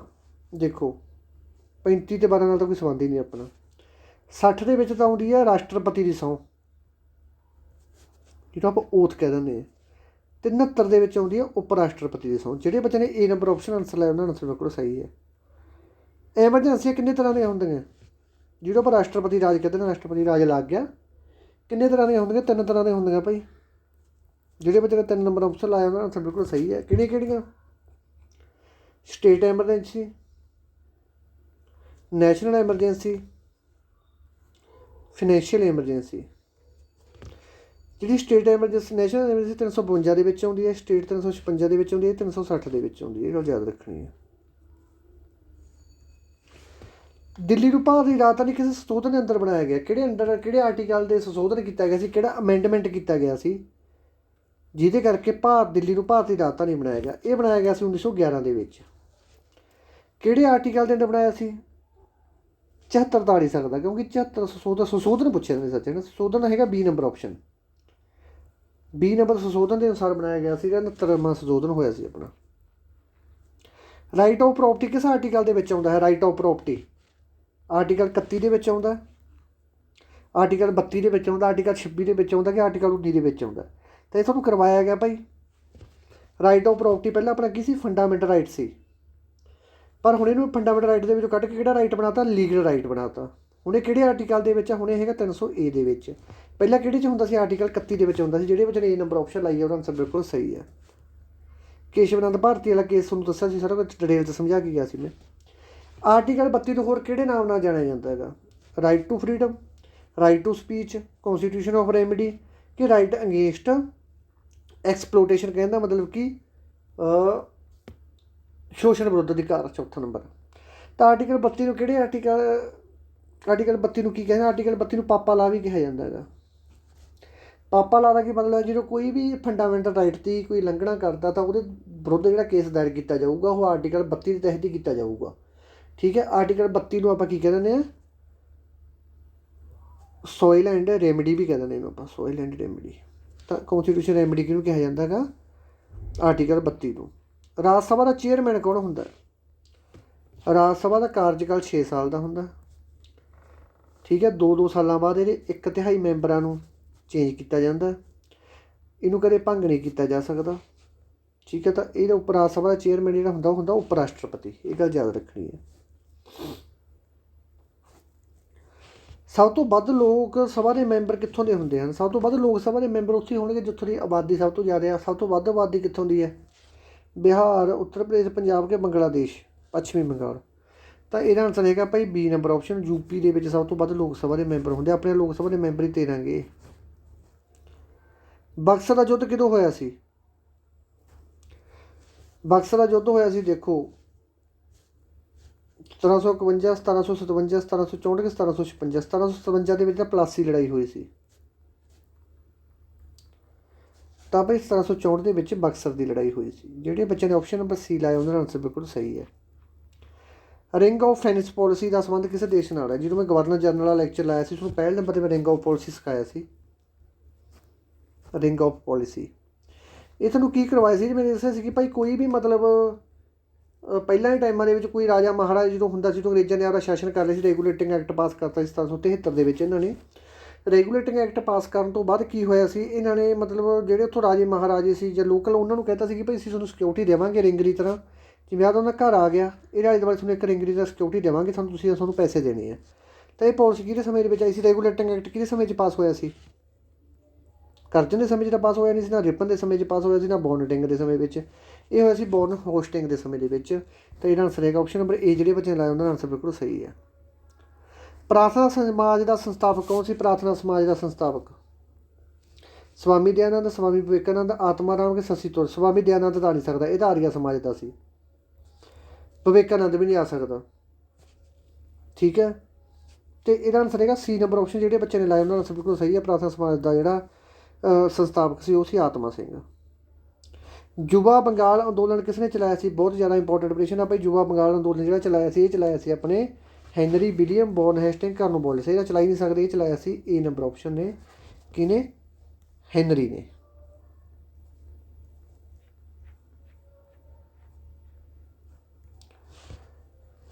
ਬੁੱਲਰ ਲੇਕ ਕਿਸ ਰਾਜ ਦੇ ਵਿੱਚ ਸਥਿਤ ਹੈ? ਦੱਸੋ ਭਾਈ। ਜਿਹੜੀ ਬੁੱਲਰ ਲੇਕ ਹੈਗੀ ਇਹ ਕਿਹੜੇ ਰਾਜ ਦੇ ਵਿੱਚ ਸਥਿਤ ਹੈ? ਝਾਰਖੰਡ, ਉੱਤਰਾਖੰਡ, ਜੰਮੂ ਕਸ਼ਮੀਰ ਕਿ ਕਰਨਾਟਕ? ਤਾਂ ਜਿਹੜੇ ਬੱਚਿਆਂ ਨੇ ਇਹਦਾ ਆਨਸਰ ਸੀ ਨੰਬਰ ਆਪਸ਼ਨ ਲਾਇਆ ਉਹਨਾਂ ਦਾ ਆਨਸਰ ਬਿਲਕੁਲ ਸਹੀ ਹੈ ਭਾਈ। ਇਹ ਸਥਿਤ ਹੈਗੀ ਆਪਣੇ ਜੰਮੂ ਕਸ਼ਮੀਰ ਦੇ ਵਿੱਚ। ਜੰਮੂ ਕਸ਼ਮੀਰ ਦੇ ਵਿੱਚ ਇੱਕ ਨੈਸ਼ਨਲ ਪਾਰਕ ਵੀ ਹੈਗਾ ਡਾਚੀਗਮ। ਡਾਚੀਗਮ ਨੈਸ਼ਨਲ ਪਾਰਕ ਵੀ ਹੈ। ਅੱਜ ਜਿਹੜਾ ਪੁੱਤ ਨੂੰ ਮੈਂ ਲਾਤਾ ਤੁਹਾਡੇ ਨਾ ਇਹਦੇ ਲੈਕਚਰ ਵੀ ਦਿੰਦਾ ਵਿੱਚ ਰੀਜ਼ਨਿੰਗ ਦੇ ਆਪਣੇ। ਅੱਜ ਜਿਹੜਾ ਸਿਹਤ ਜਮੀ ਸੈੱਟ ਨਹੀਂ ਯਾਰ। ਥੋੜ੍ਹੀ ਜਿਹੀ ਨਾ ਇੱਕ ਪਟਵਾਰੀ ਵਾਲੇ ਬੱਚੇ ਆ ਜਾਂਦੇ ਮੇਰੇ ਕੋਲ, ਘੱਟੋ ਘੱਟ ਸਾਰੇ ਜਿਨ੍ਹਾਂ ਨੂੰ ਮੈਂ ਤਿਆਰੀ ਕਰਵਾਉਂਦਾ ਸੀ ਸਾਰੇ ਪੇਪਰ ਕਲੀਅਰ ਕਰ ਗਏ। 7-8 ਸੀ ਸਾਰੇ ਪੇਪਰ ਕਲੀਅਰ ਹੋ ਗਿਆ ਉਹਨਾਂ ਦਾ। ਉਹਨਾਂ ਨੂੰ ਸੈਕਿੰਡ ਪੇਪਰ ਹੈਗਾ। ਮੈਨੂੰ ਤਾਂ ਇਹ ਸੀ ਮੈਂ ਕਿਹਾ 2-3 ਕਲੀਅਰ ਕਰ ਜਾਣਗੇ, ਉਹ ਸਾਰੇ ਕਲੀਅਰ ਕਰ ਗਏ। ਹੁਣ ਇੱਕ ਤਾਂ ਉਹਨਾਂ ਨੂੰ ਪੜ੍ਹਾਉਣਾ ਪੈਂਦਾ ਗਾ, ਉਹਨਾਂ ਕਰਕੇ ਬਹੁਤ ਬੁਰਾ ਹਾਲ ਹੋਇਆ ਪਿਆ ਗਾ। ਤੁਸੀਂ ਗੱਪ ਮੰਨੋਗੇ ਨਾ, 2 ਮਿੰਟ ਗੱਲਾਂ ਕਰ ਲਈਏ ਯਾਰ। ਤੁਸੀਂ ਗੱਪ ਮੰਨੋਗੇ ਮੇਰੇ ਕੋਲ ਨਾ ਦਿਨ 'ਚ ਆਪਦੇ ਵਾਸਤੇ 1 ਘੰਟਾ ਵੀ ਨਹੀਂ ਹੁੰਦਾ। ਸੁਬਾਹ ਦਾ ਜਦੋਂ ਮੈਂ ਉੱਠਿਆ ਗਾ, ਠੀਕ ਹੈ, ਪਹਿਲਾਂ ਉਹਨਾਂ ਨੂੰ ਪੜ੍ਹਾਇਆ, ਇਹ ਤੋਂ ਬਾਅਦ ਬਸ 1-2 ਰੋਟੀਆਂ ਜਿਹੀਆਂ ਖਾਧੀਆਂ ਗਈਆਂ, ਠੀਕ ਹੈ। ਬਾਅਦ ਵਿੱਚ ਇੱਕ ਵੀਡੀਓ ਤੁਹਾਨੂੰ ਪਹਿਲਾਂ ਪ੍ਰੋਵਾਈਡ ਕਰੇ, ਦੂਸਰਾ ਇਹ ਤੋਂ ਬਾਅਦ ਸਿਸਟਮ ਸਾਰਾ ਬਣਾਉਣਾ ਪੈਂਦਾ ਗਾ, ਬਹੁਤ ਉਹ ਹੁੰਦਾ ਗਾ। ਹੁਣ ਵੀ ਨਾ ਬੁਰਾ ਹਾਲ ਹੋਇਆ ਪਿਆ ਨੀਂਦ ਨਾਲ। ਥੋੜ੍ਹੀ ਜਿਹੀ ਐਡਜਸਟਮੈਂਟ ਕਰ ਲਓ। ਅੱਜ ਨਾ ਮੈਂ ਸੌਣਾ ਪਹਿਲਾਂ ਰੱਜ ਕੇ ਯਾਰ, ਇਹ ਤੋਂ ਬਾਅਦ ਫਿਰ ਕਿਉਂਕਿ ਆਪਾਂ ਮੈਂ ਰੈਸਟ ਹੀ ਨਹੀਂ ਕੀਤੀ। ਹੁਣ ਕਿੰਨਾ ਚਿਰ ਹੋ ਗਿਆ ਆਪਾਂ ਕਦੇ ਰੈਸਟ ਨਹੀਂ ਕੀਤੀ। ਡੇਲੀ ਤੁਹਾਨੂੰ 2-3 ਵੀਡੀਓ ਤਾਂ ਪ੍ਰੋਵਾਈਡ ਕਰਵਾਉਣਾ ਮੈਂ, ਠੀਕ ਹੈ। ਅਤੇ ਇੰਨੀ ਕੁ ਐਡਜਸਟਮੈਂਟ ਕਰ ਲਓ, ਕੱਲ੍ਹ ਨੂੰ ਆਪਾਂ ਪਾਵਾਂਗੇ। ਲਾਈਟ ਆਫ ਏਸ਼ੀਆ ਕਿਸ ਨੂੰ ਕਿਹਾ ਜਾਂਦਾ ਹੈਗਾ? ਗੌਤਮ ਬੁੱਧ ਨੂੰ, ਸਿਧਾਰਥ ਨੂੰ, ਦੋਨਾਂ ਨੂੰ ਕਿ ਕੋਈ ਨਹੀਂ? ਦੱਸੋ ਭਾਈ ਲਾਈਟ ਆਫ ਏਸ਼ੀਆ ਕਿਹਨੂੰ ਕਿਹਾ ਜਾਂਦਾ? ਜਿਹੜੇ ਬੱਚੇ ਨੇ ਆਨਸਰ ਸੀ ਨੰਬਰ ਆਪਸ਼ਨ ਲਾਇਆ ਉਹਨਾਂ ਦਾ ਆਨਸਰ ਬਿਲਕੁਲ ਸਹੀ ਹੈ। ਗੌਤਮ ਬੁੱਧ ਦਾ ਹੀ ਨਾਮ ਆ, ਸਿਧਾਰਥ ਸੀ, ਠੀਕ ਹੈ ਨਾ। ਦੋਨੋਂ ਲਾਈਟ ਆਫ ਏਸ਼ੀਆ ਕਿਹਾ ਜਾਂਦਾ, ਇੱਕ ਹੀ ਬੰਦੇ ਦੇ ਨਾਮ ਆ ਦੋਨੇ ਇਹ। ਮਸੰਦ ਪ੍ਰਥਾ ਦਾ ਬਹੁਤ ਚੱਕਰ ਪਿਆ ਸੀ ਐਤਕੀ ਪੇਪਰ ਦੇ ਵਿੱਚ, ਪਟਵਾਰੀਆਂ ਦੇ ਪੇਪਰ ਦੇ ਵਿੱਚ। ਜਿਹੜੀ ਮਸੰਦ ਪ੍ਰਥਾ ਨਾ, 2 ਪ੍ਰਥਾ ਹੁੰਦੀਆਂ ਸੀ। ਇੱਕ ਮਸੰਦ ਪ੍ਰਥਾ ਸੀ, ਇੱਕ ਕਿਹੜੀ ਸੀ? ਇੱਕ ਹੈਗੀ ਦਸ਼ਵੰਧ ਪ੍ਰਥਾ। ਮਤਲਬ ਦੋਨਾਂ ਦਾ ਸੇਮ ਸੀ, ਕੰਮ ਦੋਨਾਂ ਦਾ ਸੇਮ ਹੀ ਸੀ। ਮਸੰਦ ਪ੍ਰਥਾ ਦੇ ਵਿੱਚ ਕੀ ਸੀ? ਮਸੰਦ ਪ੍ਰਥਾ ਦੇ ਵਿੱਚ ਇਹ ਹੁੰਦਾ ਸੀ ਕਿ ਮਤਲਬ ਤੁਹਾਨੂੰ ਕਿਵੇਂ ਦੱਸਾਂ, ਹਾਂ, ਮਸੰਦ ਪ੍ਰਥਾ ਦੇ ਵਿੱਚ ਇਹ ਸੀ ਕਿ ਜਿਹੜੇ ਆਪਣੀ ਕਮਾਈ ਦਾ 10ਵਾਂ ਹਿੱਸਾ ਸੀ ਉਹ ਦੇਣਾ ਪੈਂਦਾ ਸੀ। ਤਾਂ ਇਹ ਚਲਾਈ ਸੀ ਸ਼੍ਰੀ ਗੁਰੂ ਰਾਮਦਾਸ ਜੀ ਨੇ ਮਸੰਦ ਪ੍ਰਥਾ। ਜਿਹੜੀ ਦਸ਼ਵੰਧ ਪ੍ਰਥਾ ਸੀ ਇਹਦੇ 'ਚ ਵੀ ਸੇਮ ਟੂ ਸੇਮ ਸੀ, ਆਪਣੀ ਕਮਾਈ ਦਾ 10ਵਾਂ ਹਿੱਸਾ ਦੇਣਾ ਸੀ। ਇਹ ਚਲਾਈ ਸੀ ਸ਼੍ਰੀ ਗੁਰੂ ਅਰਜਨ ਦੇਵ ਜੀ ਨੇ। ਅਤੇ ਇਹਨੂੰ ਖਤਮ ਕਿਹੜੇ ਗੁਰੂ ਜੀ ਨੇ ਕੀਤਾ ਸੀ ਸਾਹਿਬਾਨ ਨੇ? ਰਾਮਦਾਸ ਜੀ ਨੇ ਖਤਮ ਕਰ ਹੀ ਨਹੀਂ ਸਕਦੇ ਕਿਉਂਕਿ ਇਹਨੇ ਚਲਾਈ ਸੀ। ਅਮਰਦਾਸ ਜੀ ਤੋਂ ਪਹਿਲਾਂ ਹੋਏ ਹੈਗੇ। ਅਰਜਨ ਦੇਵ ਜੀ ਵੀ ਨਹੀਂ ਬੰਦ ਕਰ ਸਕਦੇ ਕਿਉਂਕਿ ਦਸ਼ਵੰਧ ਚਲਾਈ। ਤਾਂ ਗੁਰੂ ਗੋਬਿੰਦ ਸਿੰਘ ਜੀ ਦਾ ਬਿਲਕੁਲ ਸਹੀ ਆਨਸਰ ਹੈਗਾ, ਠੀਕ ਹੈ। ਗੁਰਮੁਖੀ ਲਿਪੀ ਦੇ ਵਿੱਚ ਕਿੰਨੀਆਂ ਲਗਾਂ ਹੁੰਦੀਆਂ ਹਨ? ਗੁਰਮੁਖੀ ਲਿਪੀ ਦੇ ਵਿੱਚ ਕਿੰਨੀਆਂ ਲਗਾਂ ਮਾਤਰਾਵਾਂ ਹੁੰਦੀਆਂ? 10, 15, 13। ਤਾਂ ਬਈ ਇਹਦਾ ਆਨਸਰ ਮਿਸਟੇਕ ਨਾਲ ਪੈ ਗਿਆ। ਇਹਦੀਆਂ ਨਾ 10 ਲਗਾਂ ਹੁੰਦੀਆਂ ਹੈਗੀਆਂ। ਜਿਹੜੇ ਬੱਚੇ ਨੇ ਏ ਨੰਬਰ ਆਪਸ਼ਨ ਲਾਇਆ ਜਾਂ ਜਿਹਨੂੰ ਪਤਾ ਸੀ 10 ਲਗਾਂ ਹੁੰਦੀਆਂ, ਉਹ ਆਪਦਾ 1 ਨੰਬਰ ਕਾਊਂਟ ਕਰ ਲਓ। ਇਹਨਾਂ ਬੱਚੋਂ ਕਿਹੜਾ ਦੱਤ ਅੱਖਰ ਹੈ? ਦੱਤ ਅੱਖਰ ਕਿਹੜੇ ਹੁੰਦੇ ਆ? ਜਿਹੜੇ ਕਿਸੇ ਅੱਖਰ ਦੇ ਪੈਰ ਦੇ ਵਿੱਚ ਪੈਂਦੇ ਆ। ਕਿਹੜਾ ਦੇ ਵਿੱਚ ਦੱਤ ਅੱਖਰ ਹੈਗਾ? ਹਾ, ਊੜਾ, ਆੜਾ, ਈੜੀ। ਆਹ ਤਾਂ ਆਹ ਕਿਹਦੇ ਪੈਰ 'ਚ ਪੈਂਦੇ ਤਾਂ ਕਿਸੇ ਦੇ ਪੈਰ 'ਚ ਨਹੀਂ ਪੈਂਦੇ। ਨਾਲੇ ਇਹ ਤਾਂ ਸਵਾਰਾ ਤਿੰਨੇ। ਦੱਤ ਅੱਖਰ ਹੁੰਦਾ ਹਾ, ਰਾ, ਬਾਵਾ। ਇਹ 3 ਸਵਰ ਅੱਖਰ ਹੁੰਦੇ ਆ, ਠੀਕ ਹੈ। ਪੰਜਾਬੀ ਵਿਆਕਰਨ ਦੇ ਵਿੱਚ ਕਿੰਨੇ ਸਵਰ ਹੁੰਦੇ ਹਨ? 3, 4, 5, 6। ਹੁਣੀ ਕਰਵਾ ਕੇ ਗਿਆ ਮੈਂ। ਪੰਜਾਬੀ ਵਿਆਕਰਨ ਦੇ ਵਿੱਚ ਆਪਣੇ ਕੁੱਲ ਊੜੇ ਆੜੇ ਦੇ ਵਿੱਚ 35 ਅੱਖਰ ਹੈ। 35 ਦੇ ਵਿੱਚੋਂ 3 ਤਾਂ ਸਵਰ ਨਿਕਲ ਗਏ, ਬਾਕੀ ਜਿਹੜੇ 32 ਬਚ ਗਏ ਉਹ ਵਿਅੰਜਨ ਹੈ। ਇੱਕ ਦਿਨ ਮੈਨੂੰ ਬਾਹਲੇ ਬੱਚੇ ਮੈਸੇਜ ਕਰੀ ਜਾਂਦੇ ਸੀ, ਪਤਾ ਨਹੀਂ ਕਿਹੜੇ, ਕਹਿੰਦੇ ਸੀ ਪਤਾ ਨਹੀਂ ਜੀ ਕਿੱਥੋਂ ਅਸੀਂ ਚੈਨਲ 'ਤੇ ਵੀਡੀਓ ਦੇਖੀ ਸੀ ਕਿ ਉਹ ਪਤਾ 31 ਪਤਾ ਨਹੀਂ 33 ਕਰਵਾ ਰਹੇ ਹੈਗੇ। ਉਹ ਬੱਚੋਂ ਗਲਤ ਹੈ, 32 ਹੁੰਦਾ ਗਾ, ਠੀਕ ਹੈ। ਸਵਰ ਕਿਉਂਕਿ 3 ਸਵਰ ਹੁੰਦੇ, ਸਵਰ ਕੱਢ ਕੇ ਮਗਰ ਜਿਹੜੇ ਬਚਦੇ ਆ ਉਹ ਵਿਅੰਜਨ ਹੀ ਹੁੰਦੇ ਆ, ਠੀਕ ਹੈ। ਕਈ ਵਾਰੀ ਯਾਰ ਕਿਸੇ ਚੈਨਲ ਵਾਲੇ ਜਿਵੇਂ ਮੈਂ ਕਸੂਰ ਨਹੀਂ ਕਰਦਾ ਕਿਉਂਕਿ ਗਲਤੀ ਆਟੋਮੈਟਿਕ ਹੀ ਹੋ ਜਾਂਦੀ ਹੈ, ਨਹੀਂ ਪਤਾ ਲੱਗਦਾ। ਹੁਣ ਮੈਥੋਂ ਇਹਦਾ ਬਹੁਤ ਗਲਤੀਆਂ ਹੋ ਜਾਂਦੀਆਂ, ਠੀਕ ਹੈ। ਗਲਤੀ ਨੋਰਮਲ ਚੀਜ਼ਾਂ ਹੈ ਗਲਤੀ ਹੋਣੀ, ਕਿਉਂਕਿ ਜਦੋਂ ਬੰਦਾ ਵੱਡਾ ਲੈਕਚਰ ਲਾਉਣ ਬਹਿ ਜਾਂਦਾ ਨਾ ਉਹ ਆਟੋਮੈਟਿਕ ਚੀਜ਼ਾਂ ਦਾ ਫਰਕ ਪੈ ਜਾਂਦਾ। ਜਿਨ੍ਹਾਂ ਅੱਖਰਾਂ ਦੇ ਨਾਲ ਲਗਾ ਨਹੀਂ ਲੱਗਦੀ ਉਹਨਾਂ ਨੂੰ ਕੀ ਕਿਹਾ ਜਾਂਦਾ ਗਾ? ਲਗਾ, ਲਗਾਖਰ, ਮੁਕਤਾ, ਵਿਅੰਜਨ। ਤਾਂ ਉਹਨਾਂ ਨੂੰ ਕਿਹਾ ਜਾਂਦਾ ਬਈ ਮੁਕਤਾ, ਠੀਕ ਹੈ, ਜਿਨ੍ਹਾਂ ਨਾਲ ਲਗਾ ਨਹੀਂ ਲੱਗਦੀ। ਜਿਹੜੇ ਸ਼ਬਦ ਆਪਣਾ ਕੋਈ ਅਰਥ ਰੱਖਦੇ ਹਨ ਉਹਨਾਂ ਨੂੰ ਕੀ ਕਿਹਾ ਜਾਂਦਾ ਹੈ? ਨਿਰਥਕ, ਸਾਰਥਕ ਕਿ ਅਰਥਰੋਹੀ ਕੇ ਸ਼ਬਦ। ਦੇਖੋ ਜਿਹੜੇ ਸ਼ਬਦ ਤਾਂ ਆਪਣੇ ਨਾਲ ਆਪ ਦਾ ਅਰਥ ਨਹੀਂ ਰੱਖਦੇ, ਨਿਰਾਰਥਕ ਕਿਹਾ ਜਾਂਦਾ ਉਹਨਾਂ ਨੂੰ, ਤਾਂ ਇਹ ਤਾਂ ਆਪਸ਼ਨ ਆ ਹੀ ਨਹੀਂ ਸਕਦਾ। ਇਹਨੇ ਪੁੱਛਿਆ ਕਿਹੜੇ ਅਰਥ ਰੱਖਦੇ ਆ, ਜਿਹੜੇ ਅਰਥ ਰੱਖਦੇ ਆ ਉਹਨੂੰ ਆਪਾਂ ਕਹਾਂਗੇ ਬੀ ਨੰਬਰ ਆਪਸ਼ਨ। ਜਿਹੜੇ ਬੱਚੇ ਨੇ ਸਾਰਥਕ ਆਨਸਰ ਲਾਇਆ ਉਹਨਾਂ ਦਾ ਆਨਸਰ ਬਿਲਕੁਲ ਸਹੀ ਹੈਗਾ। ਠੀਕ ਹੈ, ਇਸ ਤੋਂ ਬਾਅਦ ਅਗਲਾ, ਵਾਕ ਦੇ ਵਿੱਚ ਜਿਸ ਸੰਬੰਧੀ ਗੱਲ ਕੀਤੀ ਜਾਵੇ ਉਸ ਨੂੰ ਕੀ ਕਿਹਾ ਜਾਂਦਾ ਹੈਗਾ। ਵਾਕ ਦੇ ਵਿੱਚ ਜਿਸ ਸੰਬੰਧੀ ਗੱਲ ਕੀਤੀ ਜਾਵੇ, ਪ੍ਰੇਮ, ਵਿਧੇ, ਉਦੇਸ਼ ਕਿ ਵਿਆਕਰਨ। ਵਿਆਕਰਨ ਕਿਵੇਂ ਕਹਿ ਦਾਂਗੇ ਆਪਾਂ, ਨਾ ਪ੍ਰੇਮ ਕਹਿ ਸਕਦੇ ਹਾਂ, ਵਿਧੇ ਅਤੇ ਉਦੇਸ਼ ਦੇ ਵਿੱਚ ਹੋਣਾ। ਤਾਂ ਜਿਹੜੇ ਵਿੱਚ ਵਾਕ ਵਿੱਚ ਜਿਸ ਬਾਰੇ ਗੱਲ ਕਰਦੇ ਹਾਂ ਉਹਨੂੰ ਆਪਾਂ ਕਹਾਂਗੇ ਭਾਈ ਸੀ ਨੰਬਰ ਆਦੇਸ਼ ਕਹਾਂਗੇ। ਠੀਕ ਹੈ, ਜਦੋਂ ਆਪਾਂ ਗੱਲ ਸ਼ੁਰੂ ਕਰ ਰਹੇ ਹਾਂ ਉਹਨੂੰ ਆਪਾਂ ਵਿਧੇ ਕਹਾਂਗੇ। ਠੀਕ ਹੈ, ਵਾਕ ਦੇ ਵਿੱਚ ਕੰਮ ਕਰਨ ਵਾਲੇ ਨੂੰ ਕੀ ਕਿਹਾ ਜਾਂਦਾ ਹੈਗਾ, ਇਹ ਤਾਂ ਹਰੇਕ ਬੱਚੇ ਨੂੰ ਪਤਾ ਹੈਗਾ। ਇਹ ਹਰੇਕ ਬੱਚੇ ਨੂੰ ਪਤਾ, ਕਰਤਾ, ਕਰਮ, ਕਿਰਿਆ ਕਿ ਪੂਰਕ। ਮੈਂ ਕੰਮ ਕੀਤਾ। ਆਪਣੇ ਪੰਜਾਬੀ ਦੇ ਵਿੱਚ ਸਭ ਤੋਂ ਪਹਿਲਾਂ ਕਰਤਾ ਆਉਂਦਾ, ਫਿਰ ਕਰਮ ਆਉਂਦਾ, ਫਿਰ ਕਿਰਿਆ ਆਉਂਦੀ ਹੈ। ਇਹ ਗੱਲ ਯਾਦ ਰੱਖਣੀ, ਪ੍ਰਸ਼ਨ ਪੁੱਛਿਆ ਜਾ ਸਕਦਾ ਕਿ ਪੰਜਾਬੀ ਦੇ ਵਿੱਚ ਸਭ ਤੋਂ ਪਹਿਲ 'ਤੇ ਕੀ ਆਉਂਦਾ, ਕਰਤਾ, ਫਿਰ ਕਰਮ, ਫਿਰ ਕਿਰਿਆ। ਕਿਰਿਆ ਹੁੰਦੀ ਜਿਹੜੀ ਆਪਾਂ ਕੰਮ ਕਰਿਆ ਹੈਗਾ। ਵਾਕ ਦੇ ਵਿੱਚ ਕੰਮ ਕਰਨ ਵਾਲੇ ਨੂੰ ਕੀ ਕਿਹਾ ਜਾਂਦਾ ਹੈਗਾ, ਮੈਂ ਕੌਣ ਹੈ, ਕਰਤਾ। ਠੀਕ ਹੈ, ਏ ਨੰਬਰ ਆਪਸ਼ਨ ਹੈ ਬਿਲਕੁਲ ਸਹੀ ਆਨਸਰ ਹੈ। ਵਿਅੰਜਨ ਪੱਪਾ ਜਿਹੜਾ ਦਾ ਉਚਾਰਨ ਸਥਾਨ ਕੀ ਹੈ, ਕਿੰਨੇ ਵਾਰੀ ਕਰਵਾਇਆ ਹੋਇਆ ਤੁਹਾਨੂੰ ਮੈਂ, ਦੰਤੀ ਤਾਂ ਨਹੀਂ ਸਕਦਾ। ਹੋਠੀ, ਤਾਲਵੀ, ਤਾਲਵੀ ਜਿਵੇਂ ਤਾਂ ਚੱਚੇ ਤੋਂ ਸ਼ੁਰੂ ਹੁੰਦਾ ਗਾ, ਦੋ ਹੋਠੀ ਹੁੰਦੇ ਨਹੀਂ। ਤਾਂ ਹੋਠੀ ਦੇ ਵਿੱਚ ਹੁੰਦਾ ਜਦੋਂ ਆਪਾਂ ਦੋਨੇ ਹੋਠ ਆਪਸ ਦੇ ਵਿੱਚ ਮਿਲਦੇ ਆ, ਪੱਪੇ ਵਾਲੀ ਲਾਈਨ ਤੋਂ ਮਿਲਦੇ, ਤਾਂ ਆਪਸ਼ਨ ਨੰਬਰ ਬੀ ਦਾ ਆਨਸਰ ਆਉਣਾ ਚਾਹੀਦਾ ਭਾਈ। ਜਿਹੜੇ ਬੱਚੇ ਨੇ 98 ਨੇ ਬੀ ਨੰਬਰ ਆਨਸਰ ਲਾਇਆ ਉਹਨਾਂ ਦਾ ਆਨਸਰ ਬਿਲਕੁਲ ਸਹੀ ਹੈ। ਦੁਆਬੀ ਕੀ ਹੈ, ਇੱਕ ਉਪਭਾਸ਼ਾ, ਭਾਸ਼ਾ, ਇਲਾਕਾ ਕੇ ਵਿਆਕਰਨ। ਤਾਂ ਜਿਹੜੇ ਬੱਚੇ ਨੇ ਇਹਦਾ ਆਨਸਰ ਏ ਨੰਬਰ ਆਪਸ਼ਨ ਲਾਇਆ ਉਹਨਾਂ ਦਾ ਆਨਸਰ ਬਿਲਕੁਲ ਸਹੀ ਹੈਗਾ।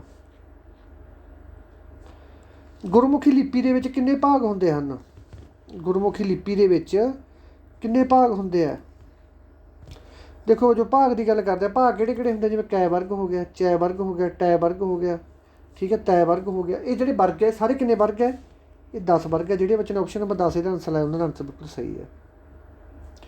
ਇਸ ਤੋਂ ਬਾਅਦ ਸ਼ੁਰੂ ਹੋ ਗਿਆ ਆਪਣਾ ਮੈਥ ਭਾਈ, ਮੈਥ ਸ਼ੁਰੂ ਹੋ ਚੁੱਕਿਆ। ਠੀਕ ਹੈ, ਧਿਆਨ ਨਾਲ ਦੇਖਣਾ। ਹੁਣ ਪਹਿਲਾਂ ਤੁਸੀਂ ਇਹ ਦੇਖੋ ਕਿ 17 ਦੇ ਵਿੱਚੋਂ ਤੁਹਾਡੇ ਕਿੰਨੇ ਨੰਬਰ ਬਣ ਗਏ। ਠੀਕ ਹੈ, ਕਹਿੰਦੇ ਇਹਨਾਂ ਵਿੱਚੋਂ ਕਿਹੜੀ ਸੰਖਿਆ 3 ਨਾਲ ਡਿਵਾਈਡ ਹੁੰਦੀ ਹੈ।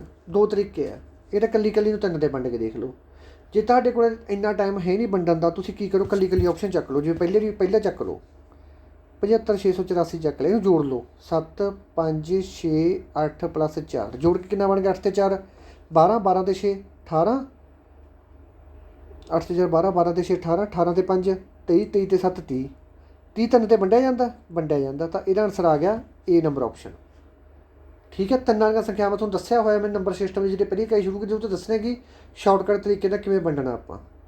ਠੀਕ ਹੈ, 4 ਵਾਲੀਆਂ ਸੰਖਿਆਵਾਂ ਕਿਵੇਂ ਦੇਖਣੀਆਂ, 5 ਵਾਲੀਆਂ ਸੰਖਿਆਵਾਂ ਕਿਵੇਂ ਦੇਖਣੀਆਂ, ਇਹ ਗੱਲ ਯਾਦ ਕਰ ਲਓ। ਠੀਕ ਹੈ, ਆਹ ਦੇਖੋ ਆਹ ਵੰਡ ਸਕਦੇ ਹਾਂ 6 ਤੇ 4 10 11 12 13 14 15 16, ਇਹ 16ਵਾਂ ਦੇ ਵੀ ਨਹੀਂ ਤੀਏ ਦੇ ਪਹਾੜੇ 'ਚ ਆਉਂਦਾ। 1 3 4 5 5 ਵੀ ਨਹੀਂ ਤੀਏ ਦੇ ਪਹਾੜੇ 'ਚ ਆਉਂਦਾ, ਅਤੇ ਆ ਵੀ ਨਹੀਂ ਆਉਂਦਾ। ਠੀਕ ਹੈ, ਤਾਂ ਇਹਦਾ ਆਨਸਰ ਏ ਨੰਬਰ ਆਪਸ਼ਨ, ਜਿਹੜੇ ਬੱਚੇ ਨੇ ਏ ਨੰਬਰ ਲਾਇਆ ਗਾ ਉਹਨਾਂ ਦਾ ਆਨਸਰ ਬਿਲਕੁਲ ਸਹੀ ਹੈ। ਇਸ ਤੋਂ ਬਾਅਦ 70 ਤੋਂ ਛੋਟੀਆਂ ਕਿੰਨੀਆਂ ਭਾਗ ਸੰਖਿਆਵਾਂ ਹਨ, ਇਹਨਾਂ ਦਾ ਤੁਹਾਨੂੰ ਫਾਰਮੂਲਾ ਕਰਵਾਇਆ ਸੀ ਮੈਂ। ਇਹਨਾਂ ਦਾ ਭਾਈ ਤੁਹਾਨੂੰ ਫਾਰਮੂਲਾ ਕਰਵਾਇਆ ਸੀ, ਬਹੁਤ ਸੌਖਾ ਫਾਰਮੂਲਾ ਸੀ, ਤੁਹਾਨੂੰ ਕਰਵਾਇਆ ਨਹੀਂ ਸੀ। 0 ਤੋਂ ਇੱਧਰ ਕਰਵਾ ਦਿੰਦਾ ਤੁਹਾਨੂੰ ਮੈਂ, ਦੇਖੋ ਧਿਆਨ ਨਾਲ ਦੁਬਾਰਾ ਫੇਰ ਦੇਖ ਲਓ ਇੱਕ ਵਾਰੀ। 0 ਤੋਂ 10, 10 ਤੋਂ 20, 20 ਤੋਂ 30, 30 ਤੋਂ 40, 40 ਤੋਂ 50, 50 ਤੋਂ 60, 60 ਤੋਂ 70, 70 ਤੋਂ 80, ਠੀਕ ਹੈ, 80 ਤੋਂ 90 ਅਤੇ 90 ਤੋਂ 100। ਫਾਰਮੂਲਾ ਕੀ ਲਿਖ ਦੱਸਿਆ ਸੀ ਤੁਹਾਨੂੰ ਮੈਂ ਸਾਰਾ, 44/32 32 44/32 32 23 21 ਇਹ ਕਰਵਾਇਆ ਸੀ। ਹੁਣ ਇਹਨੇ ਪੁੱਛਿਆ ਕਿੱਥੋਂ ਤੱਕ ਹੈਗਾ, ਇਹਨੇ ਪੁੱਛਿਆ ਕਹਿੰਦੇ 70 ਤੱਕ। ਠੀਕ ਹੈ, 0 ਤੋਂ ਲੈ ਕੇ 70 ਤੱਕ ਕਿੰਨੀਆਂ ਭਾਗ ਸੰਖਿਆਵਾਂ ਹੋਣਗੀਆਂ। 0 ਤਾਂ ਪਿਆ ਆਹ, 70 ਪਿਆ ਆਹ, ਤਾਂ ਆਹ ਜੋੜ ਲਓ ਇਹਨਾਂ ਨੂੰ। 4 ਤੇ 4 8 9 10 11 12 13 14 15 16 17 18 19, ਤਾਂ ਇਹਦਾ ਭਾਈ ਆਨਸਰ ਆ ਗਿਆ ਸੀ ਨੰਬਰ ਆਪਸ਼ਨ। ਮੈਂ ਕਰਵਾਇਆ ਹੋਇਆ ਪਹਿਲਾਂ ਸਾਰੀਆਂ ਚੀਜ਼ਾਂ ਇਹ। ਠੀਕ ਹੈ, ਤਾਂ ਇਹਦਾ ਆਨਸਰ ਆ ਗਿਆ ਭਾਈ 19 ਨੰਬਰ ਆਪਸ਼ਨ, ਬਿਲਕੁਲ ਸਹੀ ਆਨਸਰ ਹੈ ਇਹਦਾ। ਆ ਵੀ ਤੁਹਾਨੂੰ ਕਰਵਾ ਕੇ ਗਿਆ ਹੋਇਆ ਭਾਈ ਮੈਂ। ਕਹਿੰਦੇ ਕਿਸੇ ਸੰਖਿਆ ਨੂੰ 156 ਦੇ ਭਾਗ ਕਰਨਾ 29 ਬਚਦੇ ਹਨ, ਜੇਕਰ ਉਸੇ ਸੰਖਿਆ ਨੂੰ 13 ਦੇ ਭਾਗ ਕੀਤਾ ਜਾਵੇ ਤਾਂ ਬਾਕੀ ਕਿੰਨੇ ਬਚਣਗੇ। ਤੁਹਾਨੂੰ ਦੱਸਿਆ ਵਾ ਸੀ ਮੈਂ ਇਹ ਕਿ ਜਦੋਂ ਇਹ ਜਿਹਾ ਪ੍ਰਸ਼ਨ ਆ ਜਾਏ ਕਿਸੇ ਸੰਖਿਆ ਨੂੰ 156 ਦੇ ਭਾਗ ਕਰਨਾ ਬਾਕੀ 29 ਬਚਦੇ ਹਨ, ਤਾਂ ਉਸੇ ਸੰਖਿਆ ਨੂੰ 13 ਦਾ ਭਾਗ ਕਰਨ 'ਤੇ ਕਿੰਨੇ ਬਾਕੀ ਬਚਣਗੇ। ਮੈਂ ਤੁਹਾਨੂੰ ਕਿਹਾ ਸੀ ਕਿ ਆਹ ਤਾਂ ਤੁਸੀਂ ਦੇਖਣੇ ਨਹੀਂ 156 ਲਿਖਿਆ ਕਿ ਨਹੀਂ ਲਿਖਿਆ, ਜਿਹੜੇ 29 ਲਿਖੇ ਹੋਏ ਮਗਰ ਇਹਨੂੰ ਚੁੱਪ ਕਰਕੇ 13 'ਤੇ ਵੰਡ ਦਿਓ। ਤੇਰੇ ਦੂਣਾ 26 ਮਗਰ ਕਿੰਨੇ ਬਚ ਗਏ, 3 ਬਾਕੀ ਬਚ ਗਏ। ਤਾਂ ਆਨਸਰ ਨੰਬਰ ਸੀ ਆਪਸ਼ਨ ਇਹਦਾ ਆ ਗਿਆ। ਇਹ ਤਾਂ ਟ੍ਰਿਕ ਨਾਲ ਕਰਵਾ ਕੇ ਗਿਆ ਸੀ ਮੈਂ, ਠੀਕ ਹੈ। ਤਾਂ ਸੀ ਨੰਬਰ ਆਪਸ਼ਨ ਇਹਦਾ ਆਨਸਰ ਆ ਰਿਹਾ ਹੈਗਾ। ਇਸ ਤੋਂ ਬਾਅਦ ਆਹ ਪ੍ਰਸ਼ਨ ਵੀ ਪੇਪਰ ਦੇ ਵਿੱਚ ਬਹੁਤ ਪੁੱਛਿਆ ਜਾਂਦਾ। ਕਹਿੰਦੇ 6 ਇਹਦੇ ਵਿੱਚ ਇੱਕ ਚੀਜ਼ ਥੋੜ੍ਹੀ ਮਿਸਟੇਕ ਹੋਈ ਵੀ ਹੈ, ਉਹਨੂੰ ਮਿਸਟੇਕ ਕਹਿੰਦੇ 64 71 35 ਦੇ ਵਿੱਚ ਸਥਾਨੀਆ ਅਤੇ ਜਾਤੀय ਮਾਨ ਦੇ ਵਿੱਚ ਅੰਤਰ ਦੱਸੋ। ਇਹਨੇ ਲਈ ਕਿਹਾ ਸੀ 64 175 ਦੇ 7 ਦੇ ਸਥਾਨੀਆ ਅਤੇ 3 ਦੇ ਜਾਤੀय ਮਾਨ ਦੇ ਵਿੱਚ ਅੰਤਰ ਦੱਸੋ। ਇਹ ਪ੍ਰਸ਼ਨ ਬਣਦਾ ਸੀ ਇਹਨਾਂ ਦਾ। 7 ਦੇ ਦਾ ਸਥਾਨੀਆ ਅਤੇ 3 ਦੇ ਜਾਤੀय। ਦੇਖੋ 7 ਚੱਕ ਲਿਆ ਆਪਾਂ, 7 ਦਾ ਸਥਾਨ ਚੱਕ ਲਿਆ, 7 ਤੋਂ ਬਾਅਦ ਜਿੰਨੇ ਅੱਖਰ ਆਉਂਦੇ ਨੇ ਜੀਰੋਆਂ ਬਣਾ ਲਓ। ਇਹ ਤੋਂ ਬਾਅਦ ਜਾਤੀय ਮਾਨ ਕਿਹਦਾ ਪਤਾ ਕਰਨਾ, 3 ਦਾ, 3 ਚੱਕ ਲਿਆ, 3 ਦੇ ਮਗਰ ਕਿੰਨੇ ਅੱਖਰ ਹੈਗੇ 1, ਤਾਂ ਜੀਰੋਆਂ ਲਾ ਲਓ। ਇਹਨੂੰ ਆਪਸ ਵਿੱਚ ਘਟਾ ਦਿਓ, ਇਹ ਬਣ ਗਿਆ 6970। ਠੀਕ ਹੈ। ਤਾਂ ਜਿਹੜੇ ਬੱਚੇ ਨੇ ਇਹਦਾ 6970 ਆਨਸਰ ਲਾਇਆ ਉਹਦਾ ਸਵਾਲ ਬਿਲਕੁਲ ਸਹੀ ਹੈ ਪੁੱਤਰੋ, ਠੀਕ ਹੈ। ਇਸ ਤੋਂ ਬਾਅਦ A ਰੇਸ਼ੋ ਬਰਾਬਰ ਹੈ B ਦੇ, B ਬਰਾਬਰ C ਹੈਗਾ 8/9 ਦੇ, AC ਪਤਾ ਕਰੋ। ਤੁਹਾਨੂੰ ਕਰਵਾ ਕੇ ਗਿਆ ਸੀ ਫਾਰਮੂਲਾ, ਇੱਕ ਹੀ ਫਾਰਮੂਲਾ ਕਰਵਾਇਆ ਤੁਹਾਨੂੰ ਮੈਂ, A/B B/C। ਇਸ ਤਰ੍ਹਾਂ ਲਿਖ ਲਓ 3/4 8/9, ਇਹਦੀ ਗੁਣਾ ਇਹਦੇ ਨਾਲ, ਇਹਦੀ ਗੁਣਾ ਇਹਦੇ ਨਾਲ, ਇਹਦੀ ਗੁਣਾ ਇਹਦੇ ਨਾਲ। 8 ਤੀਆ 24, 8 ਚੌਂਕਾ 32, 9 ਚੌਂਕਾ 36। ਆ ਗਈ A ਦੀ ਵੈਲੂ, ਆ ਗਈ B ਦੀ ਵੈਲੂ, ਆ ਗਈ C ਦੀ ਵੈਲੂ। ਪੁੱਛੀ ਕਿਹਦੀ ਇਹਨਾਂ ਨੇ, A ਅਤੇ C ਦੀ ਪੁੱਛੀ ਹੈ। A ਤਾਰ ਲਓ ਇੱਧਰ 24, C ਤਾਰ ਲਓ 36, ਠੀਕ ਹੈ। ਆ 12 ਤੇ ਗਿਆ, ਆ 18 ਤੇ ਗਿਆ, ਆ 6 ਤੇ ਗਿਆ, ਆ 9 ਤੇ ਗਿਆ। 3 ਦੂਣੀ 6, 30 30 9, ਤਾਂ 2:3 ਇਹਦਾ ਆਨਸਰ ਆ ਗਿਆ D ਨੰਬਰ ਆਪਸ਼ਨ, ਠੀਕ ਹੈ। ਇਸ ਤੋਂ ਬਾਅਦ ਅਗਲਾ ਕਹਿੰਦੇ ਕਿਸੇ ਧਨ ਨੂੰ ABC ਦੇ ਵਿੱਚ ਇਸ ਤਰ੍ਹਾਂ ਵੰਡਿਆ ਗਿਆ ਕਿ ਜੇਕਰ C ਦਾ ਭਾਗ A ਦੇ ਭਾਗ ਤੋਂ 1600 ਰੁਪਏ ਜ਼ਿਆਦਾ ਹੈ। ਇਸ ਤਰ੍ਹਾਂ ਵੰਡਿਆ ਗਿਆ ਹੈ ਕਿ ਜੇਕਰ C ਦਾ ਭਾਗ A ਦੇ ਭਾਗ ਤੋਂ 16 ਭਾਗ ਜ਼ਿਆਦਾ ਹੈ। ਇੱਥੇ ਨਾ ਥੋੜ੍ਹੀ ਮਿਸਟੇਕ ਹੈ ਕਿ ਮੈਡਮ ਰੇਸ਼ੋ ਦੇਖ ਲੈ ਕਿੰਨੀ ਦਿੱਤੀ ਸੀ ਸਵਾਲ ਦੇ ਵਿੱਚ। ਇਹ ਸਵਾਲ ਭਾਈ ਇਸ ਤਰ੍ਹਾਂ ਬਣਦਾ ਪੁੱਤਰੋ, ਇਹ ਕਹਿ ਰਹੇ ਹੈ ਕਿ ABC ਨੂੰ 3 5 7, A ਕੋਲ 3 ਹਿੱਸੇ, B ਦੀ ਰੇਸ਼ੋ 5 ਹਿੱਸੇ, C ਦੀ ਰੇਸ਼ੋ 7 ਹਿੱਸੇ ਦੇ ਵਿੱਚ ਇਸ ਤਰ੍ਹਾਂ ਵੰਡਿਆ ਗਿਆ ਹੈ ਕਿ ਜਿਹੜਾ C ਦਾ ਭਾਗ ਹੈ ਉਹ A ਦੇ ਭਾਗ ਤੋਂ 1600 ਰੁਪਏ ਜ਼ਿਆਦਾ। ਤਾਂ B ਦਾ ਭਾਗ ਪਤਾ ਕਰੋ, ਪਹਿਲਾਂ ਲਿਖ ਲੈਂਦੇ ਹਾਂ। A ਦਾ ਭਾਗ, B ਦਾ ਭਾਗ, C ਦਾ ਭਾਗ। A ਕੋਲ ਕਿੰਨੇ ਹਿੱਸੇ ਆ, 3 ਹਿੱਸੇ। B ਕੋਲ ਕਿੰਨੇ ਹਿੱਸੇ ਆ, 5 ਹਿੱਸੇ। ਤਾਂ C ਕੋਲ ਕਿੰਨੇ ਹਿੱਸੇ, 3 ਹਿੱਸੇ। ਕਹਿੰਦੇ C ਦਾ ਭਾਗ ਆ ਇਹ A ਦੇ ਭਾਗ ਤੋਂ 1600 ਰੁਪਏ ਜ਼ਿਆਦਾ ਹੈਗਾ। ਜਿਹੜਾ C ਦਾ ਭਾਗ ਹੈਗਾ, C ਕੋਲ ਜਿਹੜਾ ਭਾਗ ਆ ਉਹ A ਤੋਂ 1600 ਰੁਪਏ ਜ਼ਿਆਦਾ ਹੈ। ਅਤੇ ਇਹਦੇ ਕੋਲ ਕਿੰਨੇ ਹਿੱਸੇ ਜ਼ਿਆਦਾ ਆ, 4 ਹਿੱਸੇ ਜ਼ਿਆਦਾ ਆ। ਇਹਦੇ ਕੋਲ 3 ਹਿੱਸੇ ਆ, C ਕੋਲ 7 ਹਿੱਸੇ ਆ। ਅਤੇ ਕਹਿੰਦਾ ਮਤਲਬ ਕਿ C ਕੋਲ 7 ਹਿੱਸਿਆਂ ਦੇ ਵਿੱਚੋਂ C ਦੇ ਕੋਲ ਤਾਂ 7 ਹਿੱਸੇ ਆ, A ਕੋਲ 3 ਹਿੱਸੇ ਆ। ਤਾਂ ਵਿੱਚੋਂ ਘਟਾ ਕੇ ਕਿੰਨੇ ਹਿੱਸੇ ਵੱਧ ਆ ਇਹਦੇ ਕੋਲ, C ਕੋਲ 4 ਹਿੱਸੇ ਵੱਧ ਹੈ। ਅਤੇ 4 ਹਿੱਸੇ ਵੱਧਣ ਦੇ ਨਾਲ ਰੁਪਈਏ ਕਿੰਨੇ ਵੱਧ ਰਹੇ ਆ C ਕੋਲ, 1600 ਰੁਪਈਆ। ਤਾਂ ਇਹ ਤੋਂ ਆਪਾਂ ਇੱਕ ਹਿੱਸਾ ਕੱਢ ਲੈਂਦੇ ਹਾਂ। ਇੱਕ ਹਿੱਸੇ ਦੀ ਵੈਲੂ ਕਿੰਨੀ ਹੋਊਗੀ, 400। ਤਾਂ 400 ਦੇ 3 ਇੱਕ ਹਿੱਸੇ ਦੇ ਵਿੱਚ 400 ਹੁੰਦੇ ਆ। ਅਤੇ ਇਹਦੇ A ਕੋਲ ਕਿੰਨੇ ਹਿੱਸੇ ਆ, 3 ਹਿੱਸੇ। ਇੱਕ ਹਿੱਸੇ 'ਚ 400, 3 ਹਿੱਸੇ 'ਚ ਕਿੰਨੇ ਹੋ ਗਏ, 1200 ਰੁਪਈਆ। B ਕੋਲ ਕਿੰਨੇ ਹਿੱਸੇ ਆ, 500 ਹਿੱਸੇ। ਇੱਕ ਹਿੱਸੇ ਦੇ ਵਿੱਚ ਕਿੰਨੀ ਵੈਲੂ ਆ, 400, 5 ਹਿੱਸੇ ਦੀ ਕਿੰਨੀ ਹੋ ਜੂਗੀ, 2000। C ਕੋਲ ਕਿੰਨੇ ਹਿੱਸੇ ਆ, 7 ਹਿੱਸੇ। ਇੱਕ ਹਿੱਸੇ ਦੀ ਵੈਲੂ ਕਿੰਨੀ ਹੈ, ਇਹਦਾ ਹੋ ਜੂਗਾ 2800। ਤਾਂ ਆਪਾਂ ਇਹਨਾਂ ਨੇ ਕਾਹਦਾ ਪੁੱਛਿਆ ਸੀ, B ਦਾ ਪੁੱਛਿਆ ਸੀ। B ਕੋਲ 2000 ਰੁਪਈਆ ਹੈਗਾ, ਠੀਕ ਹੈ। 2000 ਰੁਪਈਆ C ਨੰਬਰ ਆਪਸ਼ਨ ਦਾ ਬਿਲਕੁਲ ਸਹੀ ਆਨਸਰ ਆ ਗਿਆ। ਇਸ ਤੋਂ ਬਾਅਦ ਕਹਿੰਦੇ 45,000 ਰੁਪਏ ਦਾ 15% ਸਾਲਾਨਾ ਦਾਣਾ 2 ਸਾਲਾਂ ਦੇ ਅੰਤ ਵਿੱਚ ਚੱਕਰਵਰਤੀ ਵਿਆਜ ਕੀ ਹੋਊਗਾ। ਚੱਕਰਵਰਤੀ ਵਿਆਜ ਹੁੰਦਾ ਜਦੋਂ ਵਿਆਜ ਉੱਤੇ ਵਿਆਜ ਲੱਗਦਾ ਹੈਗਾ। ਦੇਖੋ ਕਿੰਨੇ ਸਾਲਾਂ ਵਾਸਤੇ ਲੱਗਦਾ ਹੈਗਾ, 2 ਸਾਲਾਂ ਵਾਸਤੇ ਲੱਗਦਾ। ਕਿੰਨਾ ਲੱਗਦਾ ਹੈਗਾ, 15%। 100 ਤੋਂ ਕਿੰਨਾ ਲੱਗ ਰਿਹਾ, 115 ਲੱਗ ਰਿਹਾ। ਫਿਰ ਕਿੰਨਾ ਲੱਗ ਰਿਹਾ, 100 ਤੋਂ 115 ਲੱਗ ਰਿਹਾ। 1 ਸਾਲ ਵਾਸਤੇ, 2 ਸਾਲਾਂ ਵਾਸਤੇ। 100 ਤਾਂ ਆਪਣੀ ਵੈਲੂ ਹੁੰਦੀ ਹੈ, 15% ਉੱਤੇ ਵਿਆਜ ਲੱਗ ਰਿਹਾ 100 ਦੇ ਮੰਨ ਕੇ ਚੱਲੋ ਆਪਾਂ। ਤਾਂ ਜਦੋਂ ਆਪਾਂ ਕੱਟਾਂਗੇ ਇਹ ਕੱਟੇ ਜਾਣਗੇ 20 ਅਤੇ 23, ਠੀਕ ਹੈ। ਇਹ ਕੱਟੇ ਜਾਣਗੇ 20 ਤੋਂ 23, 20 ਤੋਂ 23। ਹੁਣ ਆਪਾਂ ਇਹਨੇ ਗੁਣਾ ਕਰੀਏ, 20 ਗੁਣਾ 20 ਕਰਿਆ ਕਿੰਨਾ ਹੋ ਜੂਗਾ, 20 ਗੁਣਾ ਜਦੋਂ ਆਪਾਂ 20 ਕਰਾਂਗੇ ਤਾਂ ਇਹ ਬਣ ਜੂ ਭਾਈ ਆਪਣਾ 400। ਅਤੇ ਜਦੋਂ 23 ਗੁਣਾ 23 ਕਰਾਂਗੇ ਆਪਾਂ, ਇਹ ਬਣ ਜੂਗਾ ਆਪਣਾ 529, ਠੀਕ ਹੈ। ਇਹ ਪੁੱਛ ਰਹੇ ਨੇ ਵਿਆਜ। ਇੰਨਾ ਤਾਂ ਆਪਣੇ ਕੋਲ ਕੀ ਬਣ ਗਿਆ, ਮੂਲਧਨ ਬਣ ਗਿਆ, ਇੰਨਾ ਬਣ ਗਿਆ ਵਿਆਜ। ਕਹਿੰਦਾ ਵੀ 400 ਵਾਲੀ ਚੀਜ਼ ਆਪਣੇ ਕੋਲ 529 ਦੀ ਹੋ ਗਈ। ਆਹ ਹੁੰਦਾ ਗਾ ਮੂਲਧਨ, ਆਹ ਹੁੰਦਾ ਮਿਸ਼ਰਧਨ, ਜਿਹੜੇ ਦੇ ਵਿਚਾਲੇ ਡਿਫਰੈਂਸ ਹੈ। ਡਿਫਰੈਂਸ ਕਿੰਨਾ ਨੇ ਵਿਚਾਲੇ 129 ਰੁਪਈਆਂ ਦਾ। ਤਾਂ ਇਹ ਕੀ ਹੈ, ਇਹ ਹੈਗਾ ਵਿਆਜ। ਕਹਿੰਦਾ ਮਤਲਬ 400 ਜਦੋਂ 129 ਵਿਆਜ ਲੱਗਦਾ 529 ਰੁਪਏ ਬਣ ਗਏ। ਤਾਂ ਮੂਲਧਨ ਕਿੰਨਾ 400 ਆਪਣੇ ਕੋਲ ਜਿਹੜਾ ਕੱਢ ਕੇ ਆਏਗਾ। ਉਹ ਮੂਲਧਨ ਕਿੰਨਾ ਦਿੱਤਾ ਗਾ 45,000। ਤਾਂ 400 ਨੂੰ ਆਪਾਂ 45,000 ਤੇ ਵੰਡ ਕੇ ਦੇਖ ਲੈਂਦੇ ਹਾਂ। 45,000 ਤੇ ਵੰਡ ਕੇ ਦੇਖ ਲੈਂਦੇ ਕਿਹਨੂੰ ਆਪਾਂ 400 ਨੂੰ। ਤਾਂ ਜੇ ਆਪਾਂ 400 ਦੀ 112.5 ਨਾਲ ਗੁਣਾ ਕਰਦੇ ਹਾਂ, ਠੀਕ ਹੈ, ਤਾਂ ਆਪਣੇ ਕੋਲ ਕਿੰਨਾ ਆਉਂਦਾ ਹੈਗਾ 45,000 ਆਨਸਰ ਆ ਜਾਊਗਾ ਜਦੋਂ ਆਪਾਂ 400 ਦੀ 112.5 ਨਾਲ ਗੁਣਾ ਕਰਦੇ ਹਾਂ। ਠੀਕ ਹੈ, ਤਾਂ ਉਵੇਂ ਜਿਵੇਂ ਉਨੇ ਨਾਲ ਗੁਣਾ ਇਹਦੀ ਇੱਥੇ ਕਰ ਦਿਓ, ਆਪਾਂ ਵਿਆਜ ਹੀ ਪਤਾ ਕਰਨਾ। ਤਾਂ ਉਨੇ ਨਾਲ ਗੁਣਾ 115 112.5 ਪੁਆਇੰਟ ਬਾਅਦ 'ਚ ਲਾ ਲਓ, 1125 ਦੀ 129 ਨਾਲ ਗੁਣਾ ਕਰ ਦਿਓ।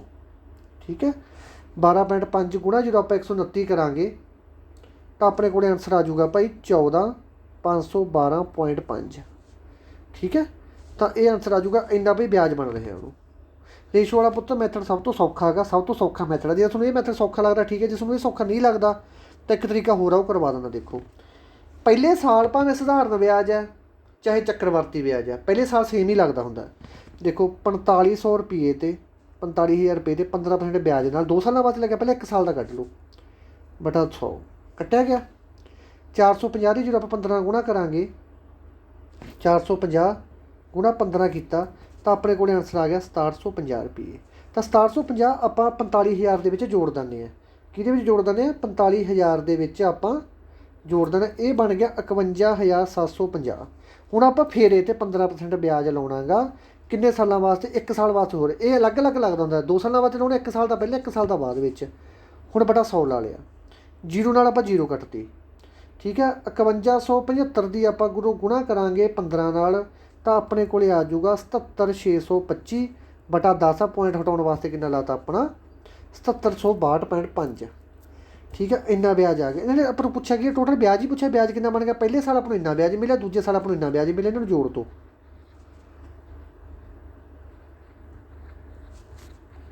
50 2 6 ਤੇ 5 11 7 14 ਤੇ 15 14 14,512 520। ਦੇਖੋ ਜਿਵੇਂ ਬੱਚਿਆਂ ਦਾ ਫਾਰਮੂਲਾ ਹੈਗਾ, ਜਿਹੜਾ ਤੁਹਾਨੂੰ ਵਧੀਆ ਲੱਗਦਾ ਦੋਨਾਂ 'ਚ ਲਾ ਲਓ। ਬੱਚੋ ਜਿਹੜੇ ਮੈਥਡ ਤੁਹਾਨੂੰ ਮੈਂ ਕਰਵਾਈ ਜਾਂਦਾ ਨਾ, ਤੁਸੀਂ ਕਿਸੇ ਮਰਜ਼ੀ ਇੰਸਟੀਟਿਊਟ 'ਤੇ ਚਲੇ ਜਾਓ, ਇੰਨਾ ਹਾਈ ਲੈਵਲ ਕਰਵਾਉਣਗੇ ਤੁਹਾਨੂੰ ਪਤਾ ਵੀ ਨਹੀਂ ਲੱਗਣਾ ਤੁਸੀਂ ਕਿੱਥੇ ਫਿਰਦੇ ਹੋ ਅਤੇ ਕਿੱਥੇ ਤੁਹਾਡਾ ਪੇਪਰ ਹੋ ਜੂਗਾ। ਠੀਕ ਹੈ, ਤਾਂ ਕਰਕੇ ਥੋੜ੍ਹਾ ਜਿਹਾ ਆਪਦੇ ਪ੍ਰੈਕਟਿਸ ਕਰੋ। ਦੇਖੋ ਮੈਥ ਦਾ ਮੇਰਾ ਕੰਮ ਸਿਰਫ ਟੌਪਿਕ ਸਮਝਾਉਣਾ ਹੁੰਦਾ ਗਾ, ਸਿਰਫ ਮੇਰਾ ਕੰਮ ਕੀ ਹੈ ਟੌਪਿਕ ਸਮਝਾਉਣਾ। ਮੱਥਾ ਮਾਰੋ ਫੇਰ ਸਵਾਲ ਨਿਕਲਣਗੇ। ਜੇ ਤੁਸੀਂ ਕਹੋਗੇ ਕਿ ਇਕੱਲੇ GK ਪੜ੍ਹ ਕੇ ਅਸੀਂ ਪਾਸ ਹੋ ਜਾਵਾਂਗੇ, ਜਾਂ ਕਦੀ ਪੰਜਾਬੀ ਕਰਕੇ, ਜਾਂ ਇਕੱਲੇ ਕਰੰਟ ਅਫੇਅਰ ਕਰਕੇ, ਜਾਂ ਇਕੱਲਾ ਕੰਪਿਊਟਰ ਕਰਕੇ, ਜਾਂ ਰੀਜ਼ਨਿੰਗ ਕਰਕੇ, ਇਹ ਚੀਜ਼ਾਂ ਮਾਈਂਡ 'ਚੋਂ ਕੱਢ ਦਿਓ। ਘੱਟੋ ਘੱਟ 7-8 ਨੰਬਰ ਤੁਸੀਂ ਮੈਥ 'ਚੋਂ ਲੈ ਕੇ ਜਾਣੇ ਹਰ ਬੱਚੇ ਨੇ। ਕਹਿੰਦੇ ਕਿਸੇ ਰਾਸ਼ੀ ਦੇ 10% ਦੀ ਦਰ ਨਾਲ 2 ਸਾਲਾਂ ਬਾਅਦ ਚੱਕਰਵਰਤੀ ਵਿਆਜ ਦੀ ਦਰ ਨਾਲ 40 ਰੁਪਏ ਦਾ ਅੰਤਰ ਹੈ, ਰਾਸ਼ੀ ਪਤਾ ਕਰੋ। ਠੀਕ ਹੈ, ਕਹਿੰਦੇ 10% ਵਿਆਜ ਲੱਗਦਾ ਕਿਸੇ ਰਾਸ਼ੀ 'ਤੇ, 10% ਪਹਿਲੇ ਸਾਲ ਲੱਗਦਾ, 10% ਅਗਲੇ ਸਾਲ ਲੱਗਦਾ। ਕਹਿੰਦੇ ਫਿਰ ਵਿਆਜ ਦਾ ਜੋ ਦਰ ਕੱਢੀ ਤਾਂ 40 ਰੁਪਏ ਦਾ ਫਰਕ ਪੈ ਗਿਆ। ਕਹਿੰਦੇ ਰਾਸ਼ੀ ਦੱਸੋ ਕਿੰਨੀ ਆ ਉਹ। 100 ਤੋਂ ਵਿਆਜ ਲੱਗਿਆ 110, 100 ਤੋਂ ਲੱਗਿਆ 110, ਜੀਰੋ ਨਾਲ ਜੀਰੋ ਕੱਟੇਗੀ, ਕਿੰਨਾ ਵਿਆਜ ਲੱਗ ਗਿਆ 10 ਤੋਂ 11 ਦਾ। ਅਗਲੇ ਸਾਲ ਵੀ ਲੱਗ ਗਿਆ 10 ਤੋਂ 11 ਦਾ। 100 ਤੋਂ 121, ਵਿਆਜ ਕਿੰਨਾ ਰਹਿ ਗਿਆ 21। ਆਹ ਵਿਆਜ ਲੱਗਿਆ 21 ਰੁਪਏ। ਠੀਕ ਹੈ, 100 ਦੇ ਵਿੱਚ 21 ਵਿਆਜ ਲੱਗ ਗਿਆ, 121 ਰਕਮ ਬਣ ਗਈ। ਕਿੰਨਾ ਅੰਤਰ ਪੈ ਗਿਆ, ਇਹ ਕਹਿੰਦੇ 40 ਰੁਪਏ ਦਾ ਅੰਤਰ ਕਹਿੰਦੇ, ਆਪਾਂ ਕਹਿੰਦੇ ਇੱਥੇ 21 ਰੁਪਏ ਦਾ ਅੰਤਰ।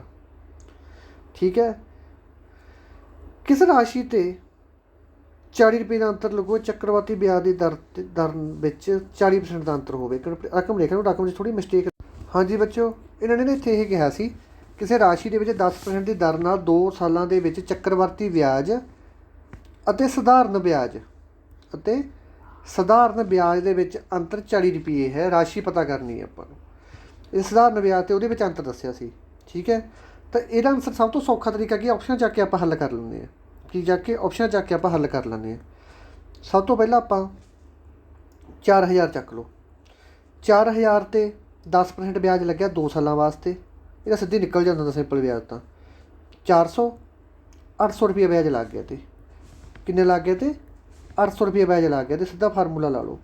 तो हुण 4000 ते जो आप चक्रवर्ती ब्याज लाउणा गा, 4000 ते लाउणा आप चक्रवर्ती ब्याज किन्ना बनूगा,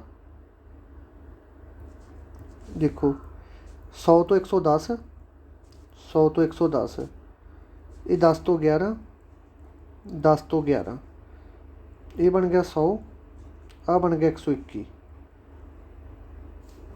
ठीक है, 100 दी आप किन्ने गुणा करिए कि 4000 आ जाए, 100 दी आप जो 40 नाल गुणा करते हैं तो 4000 आ जाऊगा।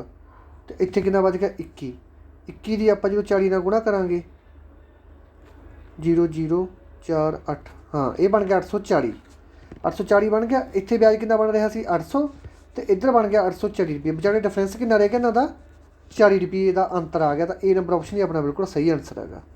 ठीक है, जे आप कढ़ के देखते, जे आप अगले का कढ़ के देखना 3600 का कढ़ के देखना, 3600 का सधारण ब्याज तो सेम ही लग जूगा 10 साल, 2 सालों वास्ते 0 कट्टी गई 360 360 तो 360 720, यदा आपको पता लग गया। दूसरा आप दूसरे लोट कढ़ लेंगे, ठीक है, कला कला कढ़ लेंगे, ये गल समझ आ गई थोनों। ठीक है, जे थोड़ा ये तरीका भी नहीं वधिया लगे तो एक तरीका देख लो, ऑप्शन चक के सही आंसर निकलू, नहीं तो तुम बड़ा भुल जूगे बाद में। ठीक है, तो 720 आ गया सी, 720 एक पासे लिख के देख लो।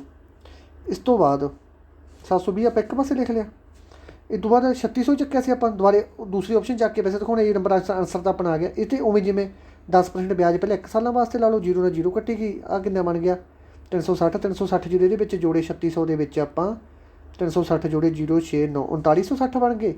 तो 3960 तो फिर जो 10% ब्याज लाया 1 साल वास्ते 0 ਨਾਲ 0 कट्टी गई, तो 396 बन गए। 396 ये जोड़ दो, ये बाद डिफरेंस चेक कर लो ब्याज कितना बन गया। ठीक है, इस तो बाद अगला कहते 740 का 35% एक संख्या है, 740 का 35% एक संख्या तो 34 वध है, तो जी संख्या इसका 2.5% पता करो। देखो 740 का 35% किमें कटांगे, 740 35/100, 0 ਨਾਲ 0 कट्टी गई। ठीक है, 7 5 35, 7 दूनी 10। ठीक है, तो 74 ਨੂੰ 0 आप 74 ਨੂੰ 0 आप 2 ਤੇ ਵੰਡਿਆ ਤਾਂ ਇਹ ਆ ਜਾਊਗਾ ਆਪਣੇ ਕੋਲੇ 37। तो 37 7 किन्ने हो गए, 37 गुणा 7 बन गया अपने को 259। ठीक है, एक बार दोबारे कट के देख लेंगे आप, 740 गुणा 35,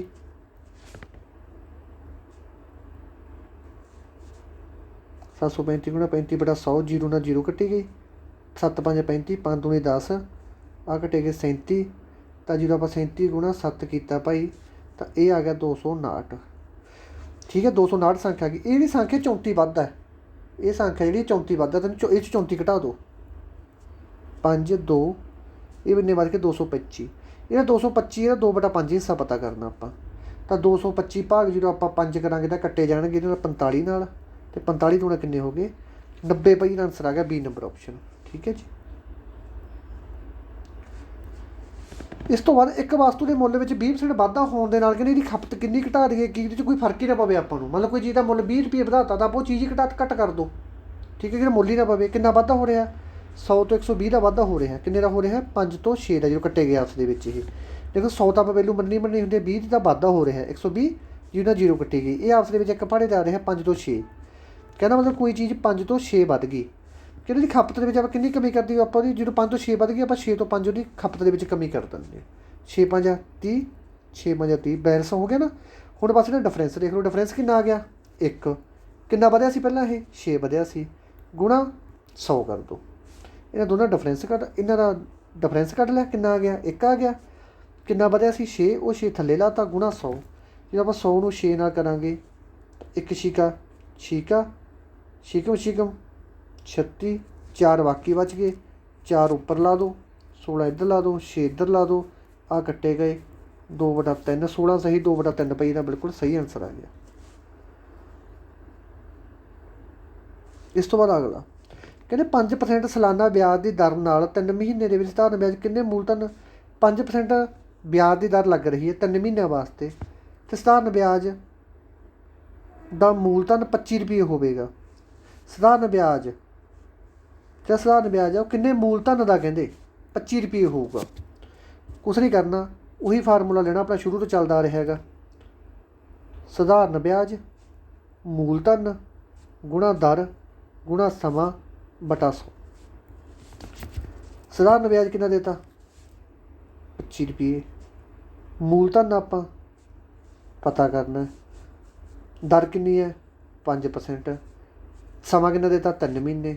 3 ਮਹੀਨੇ ਬਟਾ 12 3 ਮਹੀਨੇ ਕਿੰਨੇ ਜੋ ਲੈਤੇ ਗਏ 12 ਮਹੀਨੇ ਜੋ ਲੈਤੇ ਗਏ ਆ, ਤਾਂ 3/12 ਗੁਣਾ 100। ਠੀਕ ਹੈ। ਹੁਣ ਆਪਾਂ ਕਰ ਦਾਂਗੇ ਜੀ ਕ੍ਰੋਸ ਮਲਟੀਪਲਾਈ। ਜੇ ਕ੍ਰੋਸ ਮਲਟੀਪਲਾਈ ਕਰਾਂਗੇ ਮੂਲਧਨ ਦਾ ਥੱਲੇ ਆ ਜਾਊਗਾ। ਠੀਕ ਹੈ। ਮੂਲਧਨ ਦਾ ਆਪਣੇ ਇੱਧਰ ਆ ਜਾਊਗਾ। ਵਿਆਜ ਹੈ ਜਿਹੜਾ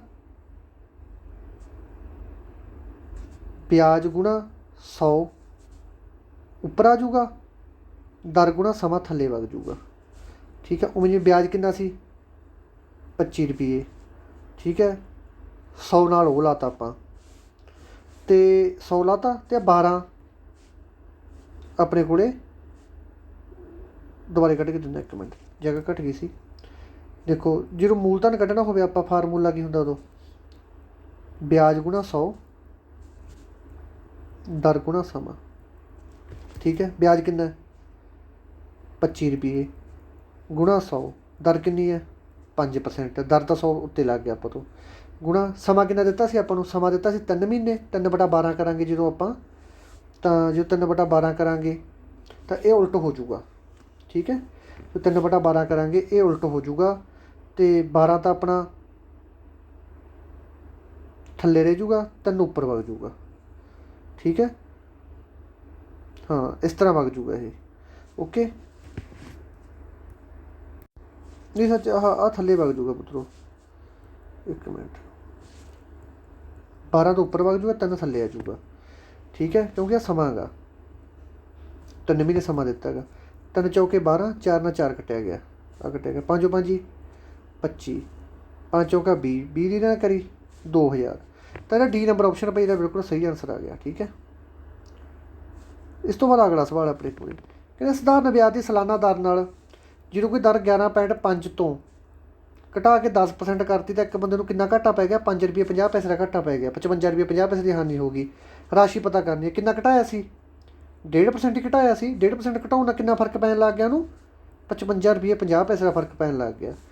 ਤਾਂ ਹੁਣ ਆਪਾਂ ਆਹ ਕਿੰਨਾ ਗਾ 1.5%। ਹੁਣ ਆਪਾਂ 1% ਦੀ ਵੈਲਿਊ ਕੱਢ ਲਈਏ। 1% ਦੀ ਜਦੋਂ ਵੈਲਿਊ ਨਿਕਲ ਗਈ ਉਹਦੀ ਆਪਾਂ 100 ਨਾਲ ਗੁਣਾ ਕਰ ਦਾਂਗੇ। 1% ਵੈਲਿਊ ਕੱਢ ਲਓ ਛੋਟੀ ਤੋਂ ਛੋਟੀ, ਤਾਂ 1/15 ਲਿਖ ਲਿਆ, 15/10 ਲਿਖ ਲਿਆ ਹਟਾਉਣ ਵਾਸਤੇ ਆਪਾਂ, ਆਹ ਪੁਆਇੰਟ ਹਟਾਉਣ ਵਾਸਤੇ। 5550 ਦੇ ਥੱਲੇ ਆਪਾਂ 100 ਲਿਖ ਲਿਆ। ਆਹ ਜੀਰੋ ਨਾਲ ਆਹ ਜੀਰੋ ਕੱਟੀ ਗਈ, ਆਹ ਜੀਰੋ ਨਾਲ ਆਹ ਜੀਰੋ ਕੱਟੀ ਗਈ। ਠੀਕ ਹੈ। ਹੁਣ ਆਪਾਂ ਕੀ ਕਰੀਏ 555 ਨੂੰ 15 ਦੇ ਕੱਟ ਕੇ ਦੇਖ ਲਈਏ। 555 ਭਾਗ 15 ਦੇ ਵੰਡ ਕੇ ਦੇਖ ਲਈਏ, ਤਾਂ ਇਹ ਭਾਈ ਜੋ ਕੱਟਿਆ ਗਿਆ ਤਾਂ 1% ਦੀ ਵੈਲੂ ਕਾਹਦੇ ਬਰਾਬਰ ਆ ਗਈ 37 ਦੇ ਬਰਾਬਰ ਆ ਗਈ। ਅਤੇ 100% ਦੀ ਵੈਲੂ ਕਾਹਦੇ ਬਰਾਬਰ ਹੋਊਗੀ, ਕਿਉਂਕਿ ਪੂਰੀ ਵੈਲੂ 100 ਹੁੰਦੀ ਹੈ, 100 ਦੀ ਵੈਲੂ ਹੋ ਜੂਗੀ 3700 ਦੇ ਬਰਾਬਰ। ਤਾਂ ਇਹ ਨੰਬਰ ਆਪਸ਼ਨ ਜਿਹੜਾ ਬਿਲਕੁਲ ਸਹੀ ਆਨਸਰ ਆ ਗਿਆ। ਇਕਾਈ ਅੰਕ ਪਤਾ ਕਰਨਾ, ਬਹੁਤ ਵਾਰੀ ਕਰਵਾਤਾ ਤੁਹਾਨੂੰ ਮੈਂ ਇਕਾਈ ਅੰਕ, ਜਿਹੜੇ ਬੱਚੇ ਨਹੀਂ ਕਰਵਾਇਆ ਤਾਂ ਇੱਕ ਵਾਰੀ ਫੇਰ ਲਿਓ। 2137 ਦਾ ਇਕਾਈ ਅੰਕ। 3 ਅਤੇ 7 ਦਾ ਇਕਾਈ ਅੰਕ ਕਿੰਨਾ ਹੁੰਦਾ 1 ਗੁਣਾ। ਇਹ ਤੋਂ ਮੁੜ ਕੇ ਆਪਾਂ ਦੇਖਣਾ ਕਿ 753 ਜਿਹੜਾ ਭਾਈ ਇਹ ਦੁਬਾਰਾ ਇਕਾਈ ਅੰਕ ਤਾਰ ਲਈ, ਦੁਬਾਰਾ ਆਹ ਚੀਜ਼ ਫੇਰ ਤਾਰ ਲਈ ਦੀ ਹੁੰਦੀ 7 ਵਾਲੀ। ਇਸ ਤੋਂ ਬਾਅਦ ਦੇਖਣਾ ਹੁੰਦਾ ਕਿ ਜਿਹੜਾ 753 4 'ਤੇ ਵੰਡਿਆ ਜਾਂਦਾ ਗਾ। 753 ਜਿਹੜਾ ਇਹ 4 'ਤੇ ਵੰਡਿਆ ਜਾਂਦਾ, ਇਹ 4 'ਤੇ ਨਹੀਂ ਵੰਡਿਆ ਜਾਂਦਾ। ਅਤੇ 752 ਜਿਹੜਾ ਇਹ 4 'ਤੇ ਵੰਡਿਆ ਜਾਂਦਾ ਗਾ, ਇਹ ਵੰਡਿਆ ਜਾਂਦਾ। 752 4 'ਤੇ ਵੰਡਿਆ ਜਾਂਦਾ। ਤਾਂ ਕਿੰਨੀਆਂ ਪਾਵਰਾਂ ਦਾ ਫਰਕ ਰਹੇਗਾ 752 ਵੰਡਿਆ ਜਾਂਦਾ, 753 ਨਹੀਂ ਵੰਡਿਆ। ਕਿੰਨੀਆਂ ਪਾਵਰਾਂ ਫਰਕ ਰਹੇਗਾ 1 ਦਾ ਫਰਕ ਰਹਿ ਗਿਆ। ਤਾਂ ਕਿੰਨਾ ਆ ਗਿਆ ਇਕਾਈ ਅੰਕ 7 ਆ ਗਿਆ। ਅਤੇ ਇਹਦਾ ਆਨਸਰ ਆ ਗਿਆ ਸੀ ਨੰਬਰ ਆਪਸ਼ਨ। ਠੀਕ ਹੈ। ਮੈਂ ਤੁਹਾਨੂੰ ਕਰਵਾ ਕੇ ਗਿਆ ਹੋਇਆ ਤੁਹਾਨੂੰ ਮੈਂ ਚੰਗੀ ਤਰ੍ਹਾਂ।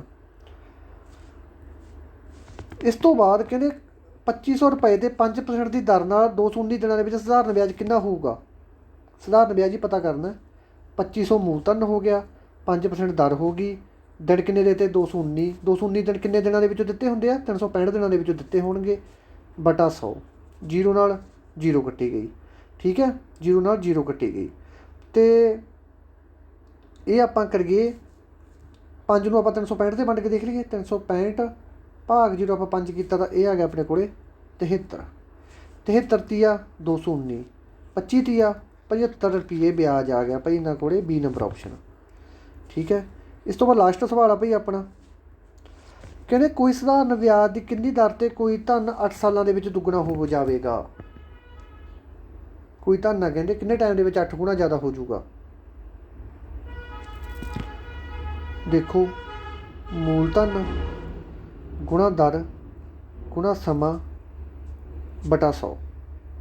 ਦੇਖੋ ਸਮਾਂ ਵੀ ਨਹੀਂ ਦਿੱਤਾ, ਸਮਾਂ ਦੇ ਦਿੱਤਾ ਆਪਾਂ ਨੂੰ ਇਹਨਾਂ ਨੇ, ਸਮਾਂ ਕਿੰਨਾ ਦਿੱਤਾ 8 ਸਾਲ। ਤਾਂ ਆਪਾਂ ਹੀ ਫਾਰਮੂਲਾ ਦੱਸ ਦਿੰਦੇ ਹਾਂ, ਵਿਆਜ ਗੁਣਾ 100 ਸਮਾਂ ਗੁਣਾ ਦਰ। ਠੀਕ ਹੈ, ਆਹ ਫਾਰਮੂਲਾ ਲਾ ਦਿੰਦੇ ਆਪਾਂ। ਮੂਲ ਧਨ ਆਪਾਂ ਕੱਢਣਾ ਹੈਗਾ, ਕਿੰਨਾ ਧਨ ਦੁੱਗਣਾ ਹੋ ਜਾਊਗਾ। ਠੀਕ ਹੈ, ਅਤੇ ਮੂਲ ਧਨ ਆਪਾਂ ਕੱਢਣਾ ਹੈਗਾ, ਮੂਲ ਧਨ ਦਾ ਲਿਖ ਲਓ ਮੂਲ ਧਨ ਨਹੀਂ, ਵਿਆਜ ਕਿੰਨਾ ਹੈਗਾ ਦਿੱਤਾ ਨਹੀਂ, ਐਕਸ ਲਿਖ ਲਓ, ਨਾਲ 100 ਲਿਖ ਲਓ, ਸਮਾਂ ਕਿੰਨਾ ਦੇਤਾ 8 ਸਾਲ, ਦਰ ਦਿੱਤੀ ਹੈ ਦਿੱਤੀ ਨਹੀਂ, ਨਾਲ ਲਿਖ ਲਓ ਐਕਸ। ਠੀਕ ਹੈ, ਤਾਂ 100 ਨੂੰ 8 'ਤੇ ਵੰਡ ਦਿੰਦੇ ਹਾਂ। ਜਦੋਂ ਆਪਾਂ 100 ਨੂੰ 8 'ਤੇ ਵੰਡਾਂਗੇ, 1 8 8 8 ਦੂਣੀ 16 8 5 40, ਅਤੇ ਜਦੋਂ ਕੱਟੇ ਗਿਆ ਹੈਗਾ 12.5%, ਐਕਸ ਨਾਲ ਐਕਸ ਕੱਟੀ ਗਈ। ਠੀਕ ਹੈ, ਤਾਂ ਜੇ 12.5% ਦਰ ਲੱਗਦੀ ਹੈ ਤਾਂ ਧਨ ਭਾਈ ਮੂਲ ਧਨ ਹੈ ਜਿਹੜਾ ਉਹ 8 ਸਾਲਾਂ ਦੇ ਵਿੱਚ ਦੁੱਗਣਾ ਹੋ ਜਾਊਗਾ। ਤਾਂ ਇਹ ਲਾ ਲਓ ਕਿਉਂਕਿ ਐਕਸ ਅਤੇ ਐਕਸ ਦੁੱਗਣਾ ਲਾਤਾ ਸੀ ਆਪਾਂ। ਠੀਕ ਹੈ, ਤਾਂ ਇਹਨਾਂ ਨਾਲ ਆਪਣੇ 85 ਦੇ 85 ਸਵਾਲ ਕੰਪਲੀਟ ਹੋ ਗਏ। ਅਤੇ ਭਾਈ ਜਿਹੜੇ ਬੱਚਿਆਂ ਨੇ 85 ਦੇ ਵਿੱਚੋਂ ਵਧੀਆ ਜਿੰਨੇ ਵੀ ਨੰਬਰ ਆਇਆ ਇਮਾਨਦਾਰੀ ਨਾਲ ਦੱਸ ਦਿਓ। ਅਤੇ ਜਿਹੜੀ ਰੀਜ਼ਨਿੰਗ ਦਾ ਵਿੱਚ ਜਿਹੜੇ ਪੋਰਸ਼ਨ ਆ ਉਹ ਮੈਂ ਅਲੱਗ ਤੋਂ ਤੁਹਾਨੂੰ ਪ੍ਰੋਵਾਈਡ ਕਰਵਾ ਦਿੰਦਾ ਗਾ ਥੋੜ੍ਹੇ ਕੁ ਟਾਈਮ ਤੱਕ, ਕਿਉਂਕਿ ਮੇਰੀ ਸਿਹਤ ਠੀਕ ਨਹੀਂ ਸੀ, ਫਿਰ ਟਾਈਮ ਥੋੜ੍ਹਾ ਜ਼ਿਆਦਾ ਲੱਗ ਜਾਂਦਾ। ਤਾਂ ਸਾਰੇ ਬੱਚਿਆਂ ਨੇ ਲੈਕਚਰ ਲਾ ਲਿਓ ਭਾਈ। ਧੰਨਵਾਦ ਮੇਰੇ ਦੋਸਤੋ, ਜਿਉਂਦੇ ਵੱਸਦੇ ਰਹੋ।